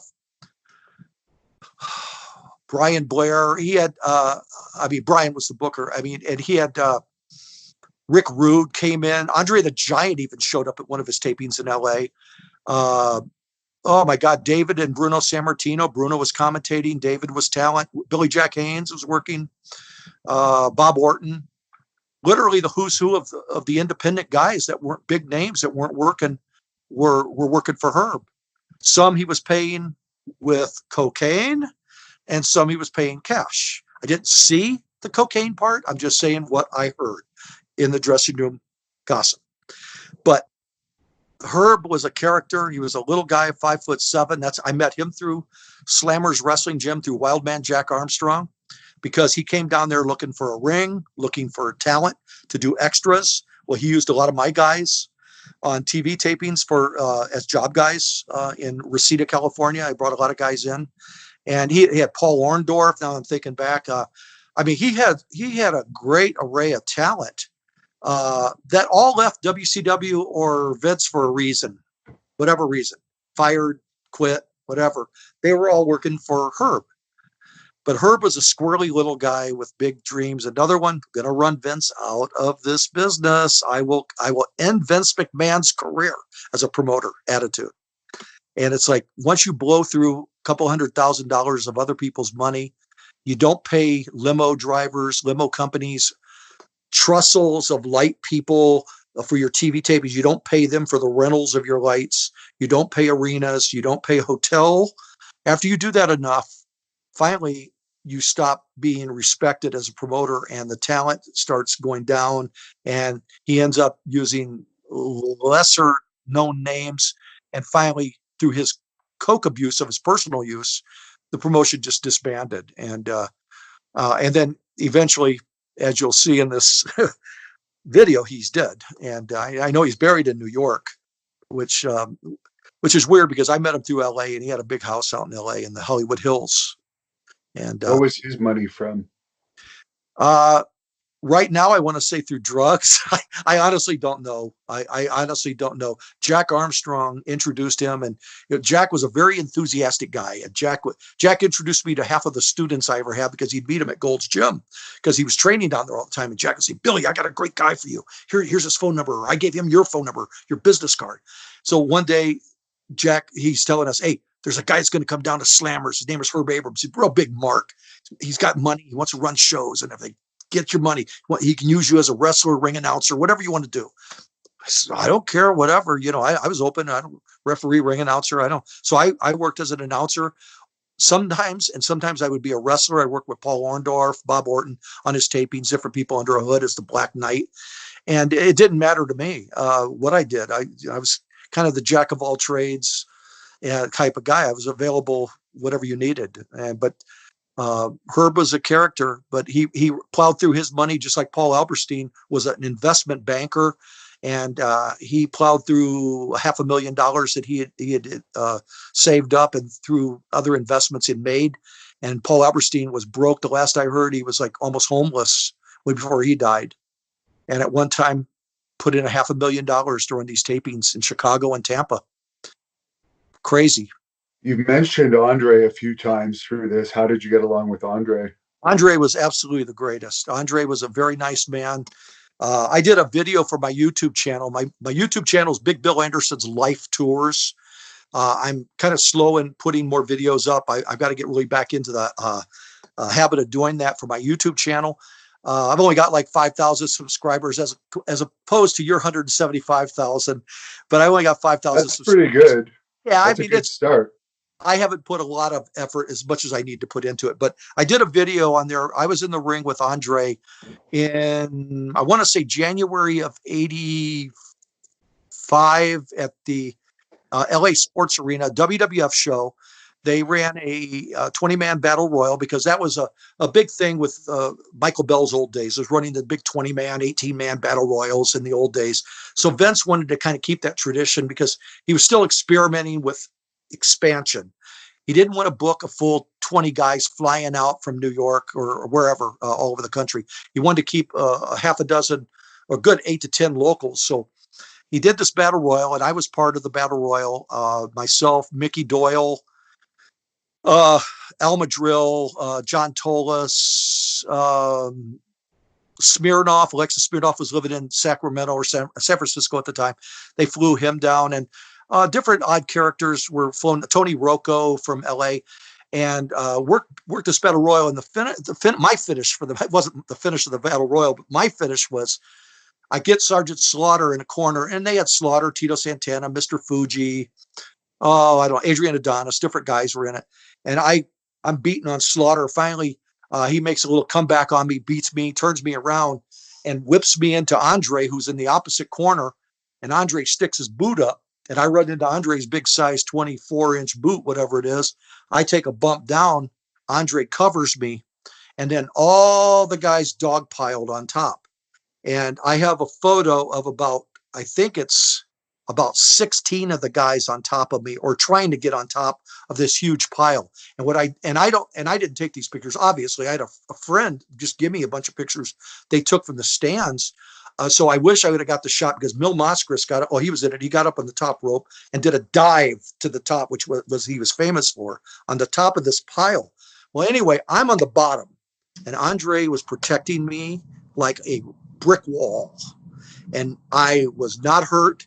I could have been killed, obviously, if we're talking shoot, with those kind of guys, Tony Gurria and all these boys piled on top of me, and Andre protected me.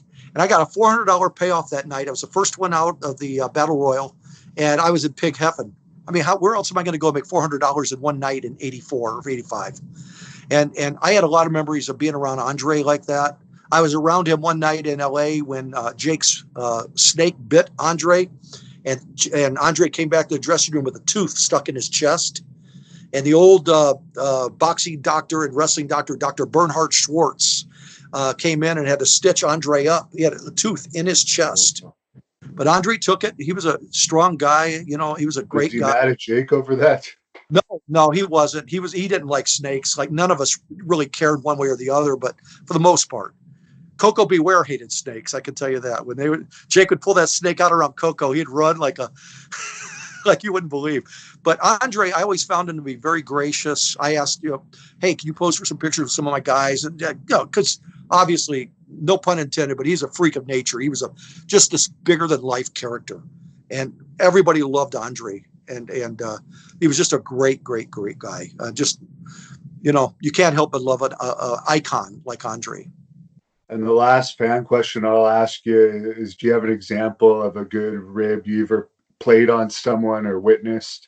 Yeah, I played a couple of ribs on my boys. Let me tell you two real fast. I'll make them quick. I played a rib on one of my students. He was a referee for some shows for Steve Gatorwolf in Page, Arizona, which is right at the northern edge of Arizona before you go into like Utah or whatever, or Colorado, whatever it is. And this kid was like 17 years old, and we were on a 5 or 6 day road trip. And again, this is before computers, cell phones. You had to find ways of having fun and killing time, and ribbon and things like that were really normal in those days. I didn't do Dynamite Kid ribs. I didn't spike people's drinks, which I could tell you stories about that another time, that he could have killed people with. But I didn't do mean ribs like that. But on this night, I was talking to a police officer outside in this gymnasium before the show started. It was about 6 o'clock in the evening for Steve Gatorwolf. And I brought over like 2 cars full of guys. Like, it was Steve was the only Arizona wrestler. And all the other guys, the whole show was my guys from California. Ring announcer, referee, everybody else. Except maybe Navajo Warrior, Steve Eastlass. He might have been from Phoenix here, and he drove up. But so I went to this cop and I says, hey, I want to play a rib. And we have this one kid, and he was talking. He's always stealing all the girls at every show we go to. He's like 16, 17, good looking kid, real tall, just a real baby face looking kid. And I says, hey, this kid was hanging out with this girl in this park last night at this town, whatever we were in, the night before. And I says, I want to play a rib on this kid. I want you to go up and arrest him for raping.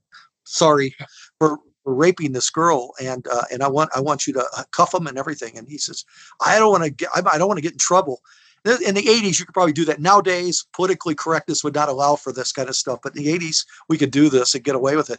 So this cop, he says, okay, you tell me who he is and what his name is, and I'll go in and I'll play it up. You tell me when we let him off the hook. So the cop walks in. We're all just in there. I'm lacing my boots up, and he comes in and he goes, I probably won't say the guy's name because I don't want to embarrass him. But anyway, he says, is so-and-so here? And this kid turns around. He goes, yeah. And he's wearing his referee shirt. He goes, yeah, that's me. He says, son, were you in such and such town last night? And he goes, yeah. He says, can you please put your face up against the lockers right there? And this kid turns around. He says, what's going on? He says, just don't talk. Just do what I said. He puts it up. He says, can you put your left hand behind your back? And then your right, cuffs him. This kid, he's 16. He's so naive, 17. Tears are starting to fall down his face. And he looks over at me like, and I go, hey, officer, what's going on here? What are you doing to my friend here? He says, this young man, there's charges pressed against him for having relationships with a minor last night, a young girl in a park. I go, what? I said, are you insane? And we played this up, and this kid is bawling at this point. And all the wrestlers start to take a step toward the cop, and he's like, hey, just stay back. You don't need to be involved in this situation. It's between me and this young man here. And this kid is just going nuts. And the cop keeps looking at me like, how long are we going to let this go? And I finally pulled the cop aside. I says, let me talk to you for a minute, officer. And we walk over, and he tells this guy, stay right against the locker. Don't budge. And he goes, okay, I need to let this kid off the hook because I got to get back outside and do my job here because the show's getting ready to start. Gatorwolf's going to be very upset with us because we're playing this rib as it is. And so we walk back, and I walk up to John. I said, John, this is all a rib. Oh, I said his name, but I didn't say his last name. Anyway, I said, this is a rib. Please don't get upset. And he goes, Bill, and he starts calling me every name in the book. And the officer said, I'm going to uncuff you. Keep it simple and keep it easy and loose. Don't do nothing stupid. So he undoes it. To make a long story short, I ended up taking pictures of this guy, the referee, shaking hands with the cop, and all of us shaking hands with the cop and all this stuff. And that night I was in the main event with Gator Wolf, and I was supposed to pin Gator Wolf in the main event. And John was the referee, the only referee for the whole show. He wouldn't count my pin. Every time I went down to cover, he would just stand against the ropes like this and just say, I'm not counting. And he didn't speak to me all the way home. But we laugh about that. He's friends with me on Facebook right now. We laugh about that. Let me tell you one more, and I'll make it faster than that. This is a story involving Curt Hennig. Because everyone knew in the business, if you were around in the 80s, that Curt Hennig loved practical jokes. He loved playing them. And he had a great sense of humor. So I played a joke with Hennig at the AWA tapings in Vegas because we were in the same dressing room. And as I mentioned before, the AWA, the showboat, babyface dressing rooms in one corner, the heels are in another corner. Well, he was working against a guy named Harry Hill, one of my guys I brought up from LA. Thank God, not one of my students. I would never claim it because Harry was really the drizzling craps. And but he had a gimmick because he spray painted his hair all different colors, like rainbow colors. And his gimmick was he was a punk rocker, and he carried a chain in the ring. It was stupid, but it worked for him on indie stuff. The guy had no body. He was part of my ring crew actually for WWF for California for Vince, but he also worked indies. So I took him up. He's booked against Curt Hennig that night for the TV. And Curt was like, man, I want to play a rib on somebody. I want to do something, And I says, I got a great rib for you, brother. I says, the guy you're working with is Harry Hill. I said, his hair is all fake. I said, that's all fake stuff in his hair. And I said, and he hates having his hair pulled, brother. So Curt goes out to the ring. And this match is on ESPN Classics. I've seen it before. If you ever see him wrestling a guy named Harry Hill, you'll see exactly what I'm talking about. He puts this guy in the corner, and he grabs as hard as you can grab a guy's hair, and he's pulling and jerking around all through this whole stuff through this match. And after about 6, 7, 8 minutes, he eventually beats this kid with whatever. I don't even remember what Kurt's finishing hold was. He beats this kid. He comes back to the dressing room, and he comes straight to me, and he goes, I thought you said the kid's hair is fake. He says, I kept trying to pull the wig off the whole match. Not a wig, Curt. That was his real hair. It's fake coloring. And he goes, God, didn't make that clear. He says, that poor guy, I pulled his hair the whole match, and I was shooting out there. So Harry rode up in my car with me to AWA in Vegas. So we're driving back to LA. The whole night he says, that I hate that bastard Curt. And I had never told Harry that it was all a rib. I just made it look like Curt was an asshole. and I don't think I ever talked to Curt further about that either. But it was just like, that was one of my great ribs. It was a great innocent rib, non life threatening. That reminds me, one last question about the AWA. Did you have much interaction with Buck Zumhoff? No, absolutely none. In fact, I don't even think I met Buck Zumhoff. Okay. But I know where you're heading for that. And I don't think I ever met the man. Okay. I won't ask you about him then. Very controversial character. Well, I heard.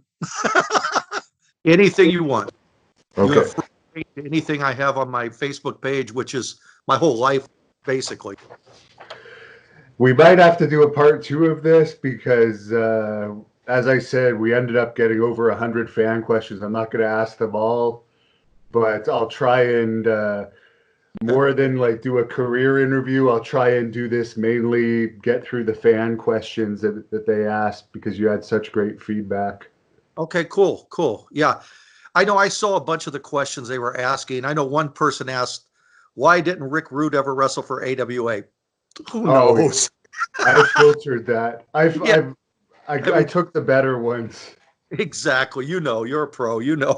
Some of them are just like, they're such markish things that it doesn't even matter. It's like, On the YouTube page, you had a lot more ones about your actual career, more so than the Facebook page. So We'll get into it if you're good to go. Yeah, I think so. I'm sure you'll edit this correctly. And like I said, I'm pretty new at this, and I haven't done an interview like this ever. I'm usually just sitting in my recliner on my phone and blah, blah, blah. But this is a little different because you're seeing me and everything. And but it's cool. It's cool. Let's start this whole thing. This is Hannibal here from thehannibaltv.com, and today, as a special guest interview, we have Big Bill Anderson, former WWE competitor. He's also wrestled literally everywhere. He was also a referee for WWE, ring announcer for WWE, and he's an author. And we're going to get into mostly fan questions today. We had over 100 fan questions. We're not going to do all of them, but we'll get into as many as we can. How are you today, sir? I am doing fantastic, Devin, and I really appreciate the opportunity to answer some questions here. Thank you. And I've known you through superstar Billy Graham, who actually wrote the foreword to at least one of your books. You have three books that fans can order if they're interested. And the ones, I guess, with Billy Graham's forward on it, he is personally signed, which is worth the cost of the book right there. Right. I sell this book here for $20. Billy's autograph is usually $35 or above alone, and it comes with this book. Billy wrote the foreword for this book graciously, and that is part of the order of that book. Yes. Where could we order your books to get that out of the way? I have a very small website. It's called BigBillAnderson.us. Well, I'm sorry. I just went blank on my own website. BigBillAnderson.us, I believe. Yes, .us. I'm sorry. And of course, I didn't mention in the introduction, one of your greatest accomplishments. Someone mentioned you should be in the Hall of Fame for trainers if there was one. You have trained countless stars in the wrestling business. Probably the two biggest names are Sting and the Ultimate Warrior, but you trained enough stars to have a whole book on that as well. Right. And actually, that's kind of what I did in my first book, was a tribute to many stars that came through my wrestling school. Louie Spicoli is one of my bigger friends and stars that passed away when he was only 27. As you know, we could do a whole video just on the people that have passed away in our industry, friends of ours, dear friends of ours that are gone. And I did a book on Louie Spicoli and the Angel of Death and Sting and Warrior. That's my tribute book back to those gentlemen and ladies. Magnificent Mimi, I worked with her. Missy Hyatt, a few other girl wrestlers came through that I worked with, and it was a real honor to train all of them. And it made a lasting impact on my life, especially Louie Spicoli. And Louie was just getting over. He was probably at his popularity peak in WCW. He also had the run in WWE as Radford, but they were letting him do commentary, which is where he was really starting to shine, when unfortunately I believe it was an overdose or something, like so many wrestlers. Yeah, it was. He mixed wine and soma and maybe 40 or 50 soma. It wasn't just like one or two pills and have a glass of wine. It was 2 or 3 bottles of wine, 40 or 50 somas, because he had built up such a tolerance to it. And he was only 27 when he was found dead in his bedroom, laying on the floor. He basically choked in his own vomit, just like Janis Joplin died, the same type of thing, just was incoherent to breathe properly. And Louie, that took a piece of my heart. That was February 15th of 98. And I'll never forget it. He was my best friend for 10 years. I trained him right out of high school. One of the greatest kids I've ever known. He worked for ECW too. And his problem was he sustained a lot of injuries in wrestling for that brief period of time in 10 years. And a lot of them were wrestling Mark Henry in WWF or WWE at the time.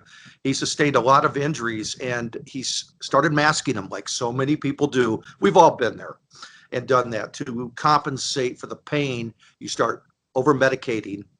And he took it further and further and further. He wasn't into coke or, none of those kind of things. It was all prescription drugs, which doesn't make it any better. Death is still death. but he did pass away at 27 years of age, and it's just so sad. And he was also known as Madonna's boyfriend in Mexico. I remember that from the wrestling magazines. Did you get him booked in Mexico? I know you have a whole book on the fallen Mexico wrestlers. You were over there. No, I did not. I believe he got in through either Eddie Guerrero or he became friends with Art Barr somewhere along the line, and that's how he got in. I didn't have anything to do with that, but I was there at his shows in Los Angeles at the Sports Arena when AAA came in and did shows, and I was a part of those as a ring announcer even for a AAA show, which was a catastrophe as a ring. Now, anyone that follows you on social media, I'm not sure if this is on your YouTube channel or not, I'll check it out, but you have a hobby that's pretty interesting. I like cemeteries myself. Yeah. But you like to visit cemeteries, take pictures next to gravestones. Could you tell us about that? Yeah, I love it. About 10 years ago or so, I regret all the cities I've lived in my life that I didn't have this hobby or this desire when I lived in Chicago or Detroit or in Memphis and Nashville or in Texas or other places in my life that I lived. I didn't have the desire to go to cemeteries, but it became my hobby as I was looking up. I'm a big fan of old movies, Turner Classic Movie Channel, watching Clark Gable and Edward G. Robinson and Jimmy Cagney and all these old school 30s and 40s and 50s actors. I absolutely love the actresses and the way they dress and everything. So one day I was like, wow, I want to, where's this guy buried? I wonder whatever happened to him. So I research, Google search and see on their Wikipedia page where this guy's buried or something. It's like, wow, I want to go to his grave. I want to pay my respects to this lady. Man, she was beautiful. And it became an infatuation with me. And it became something because I've been divorced from my ex-wife for many, many years. My son he turns 31 this August in California. And my son, when he was about 20, I was finding it hard when I go back and visit him every month or so. It's like, how do I spend quality time with my son? I don't know what to do as a part-time father like that, an out-of-state father. It was really tough. So I thought, okay, I did the route where I take him out for dinner with him and his girlfriend or take him to a movie or something. And I just felt that's so stereotypical of stuff to do for a father. And I've taken him to Disneyland or SeaWorld. I did all that stuff. And then I take him back home, and then I just felt empty inside. And I thought, I want to go start visiting cemeteries. I want to start having fun and doing some things and doing some research. I'm really getting into this.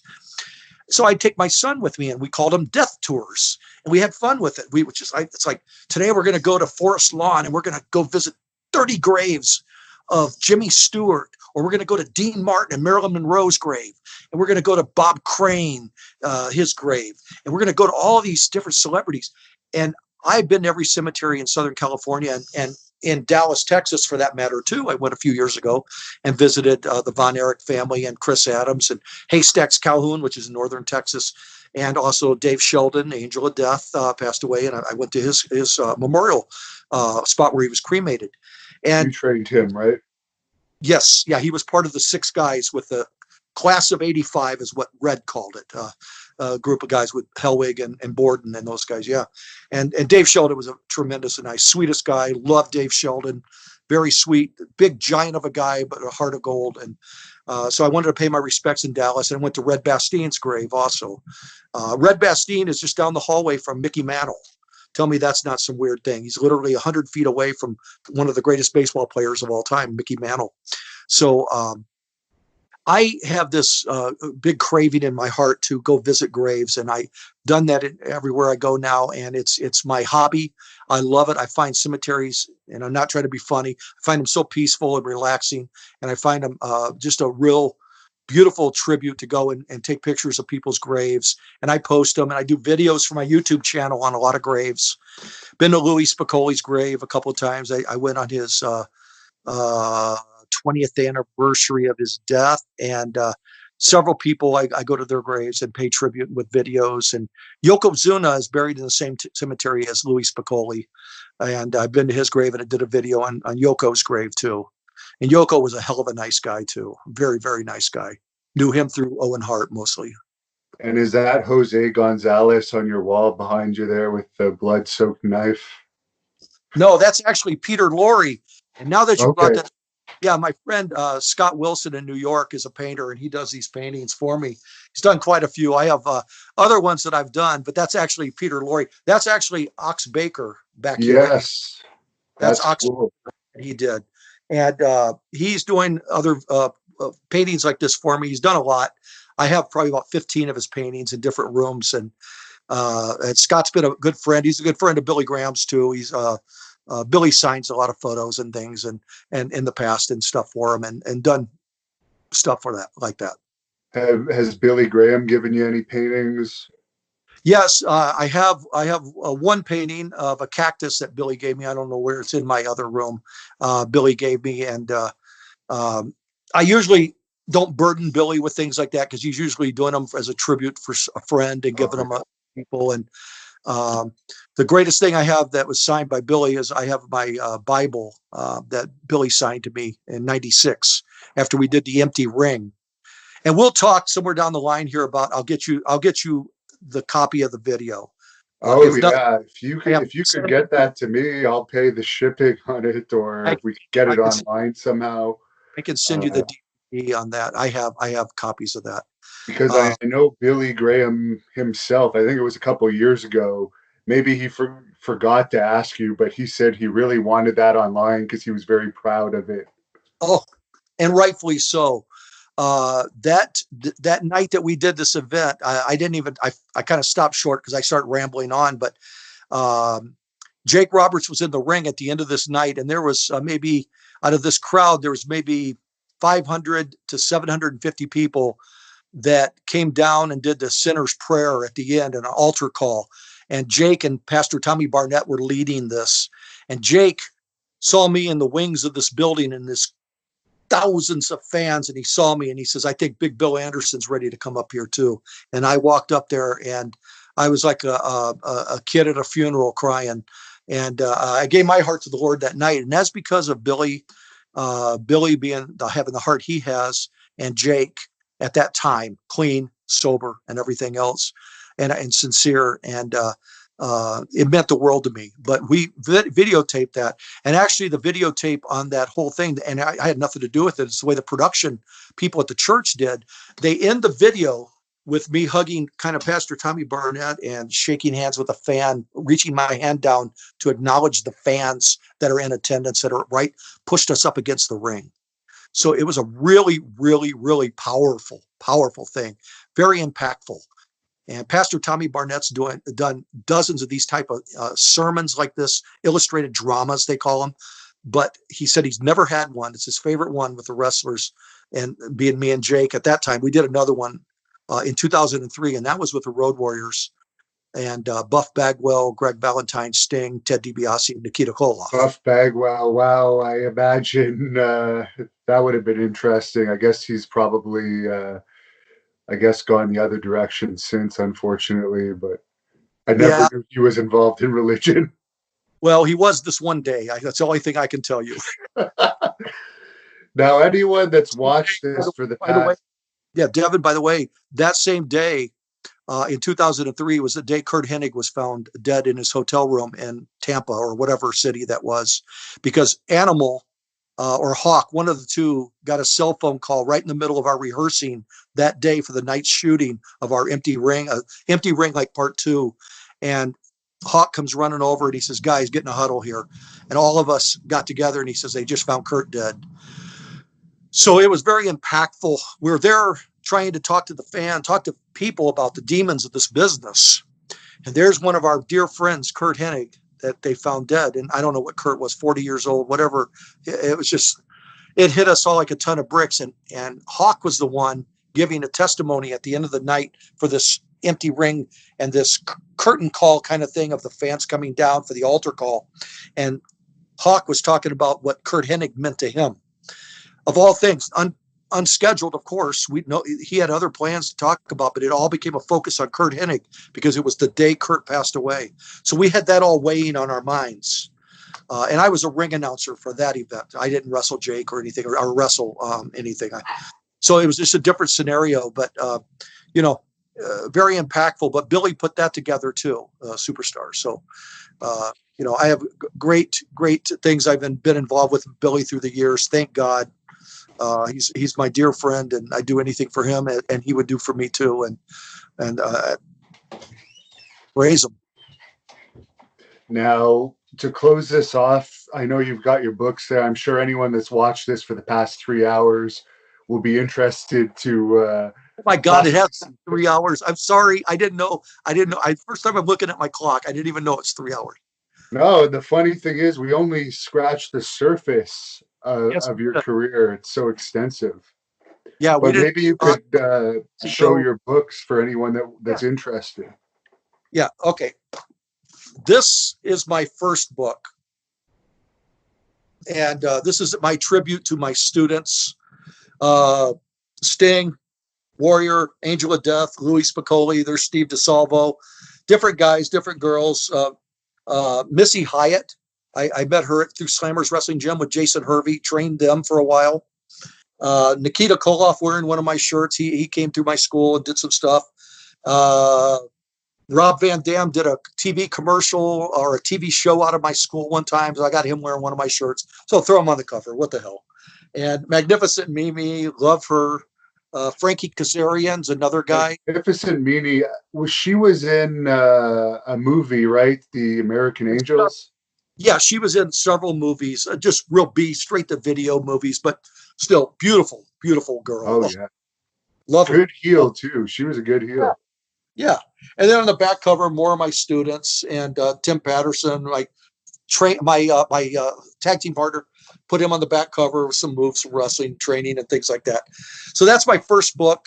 My second book was my tribute to Freddie Blassie, Bruiser Brody, Red Bastien, the Kangaroos, Dick the Bruiser, Professor Tanaka, my dear friend, Jack Briscoe, Andre the Giant, pictures in there with Andre, Big Boss Man, Randy Savage, and the original Sheik, of course, and Big John Studd, who I wrestled and was just the sweetest guy ever.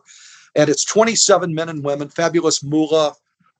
There's stories on Moolah, Dr. Jerry Graham, and Little Tokyo, Don Ross, Mr. America, and Red Bastien there, El Santo, and different people that I knew.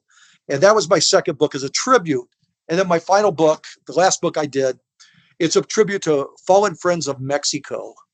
And this book is talks about a lot of my traveling in Mexico City, Guadalajara, all the border towns of wrestling, the names down there, and people that these are all passed away wrestlers that meant the world to me. Eddie Guerrero, well, Eddie's in my other book. No, Eddie's on this one. I'm sorry. Eddie's on this one. And just dear friends, all the Guerreros are, but Eddie, and I've been to Chavo's grave. We're talking about graves. I went to Chavo's grave in northern Arizona a while back, video there. But El Solitario and Hurricane Ramirez, Blue Demon, all these guys, the Los Villanos, Rey Mendoza, the father of Los Villanos, all these characters of Mexican wrestling, lucha libre, friends of mine. And I want to pay my respects to those gentlemen that influenced me quite a bit and made my life as a gringo going down the south of the border a pleasant experience instead of an unpleasant experience. And it made it very worthwhile and very memory induced for me. But people can buy my book at www.bigbillanderson.us. bigbillanderson.us. And there's a link on there. You can pay through PayPal or whatever. Or if you can't do that, you can find me and message me and figure out another way to pay on Facebook, and we'll figure out something. I work with people if they want to send a check or whatever. So, but hopefully, I had no idea we had gone this long. Oh, my dog even had enough. She came in to say hi. She didn't want to be apart from me for that long. Oh my God. Thank you for taking the time to speak with us. You're also on Facebook. Bill Anderson, are you on Twitter or anything? No, I tried Twitter. It's almost too much for me. I can't, too much social stuff. I can't get into it all. It's the technology of it all. Oh, yeah. I'm lucky to have Skype, and you were the one that encouraged me for that. So I'm not on Twitter or anything else. It's mainly Facebook is my main thing. And I have best friends that will call me and leave a message on my phone. I'll never return their call, but they message me on Facebook, and within 3 seconds, I've already written them back. And it's like, I'm bigger on Facebook. It's just my social way of looking at things and doing things. And you have great pictures you post on there. I will mix some of them into this interview. Yeah. Thanks a lot for giving us this time. You have great stories. Hopefully, we can catch up with you again sometime down the road. You name it, it'll be there for you, whatever you need. Any closing remarks you want to let the fans know here to shut this off? Well, I thank all the fans for their questions, and I know the Ultimate Warrior has been always a great topic to talk about, and I just hope people remember he was in an era that it was a little different than today. I don't know completely how Warrior's gimmick would work today. I don't follow the product so much today, but in the 80s it worked, in the late 80s, and it was a Road Warrior style. You didn't see the Road Warriors doing too many holds. You didn't see Brody doing too many holds. And it was just a style that he had, and it's a style that Vince wanted him to have, and probably more important, Pat Patterson wanted him to have, and influenced Vince and said, if it works, it works. Don't change what works.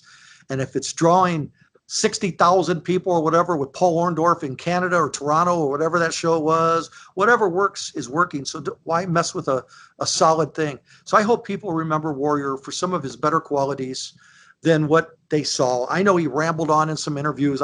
I know I laugh at some that I saw that, he's snorting, looking at the sky, and it's funny to me. I don't know where he's heading. That was the gimmick, though. That's what got him over. Yeah, he was different. He was a different character, and I hope people remember him fondly. One of the greatest tributes to my life that ever happened was him mentioning my name in the Hall of Fame, his Hall of Fame ceremony, and Red Bastien.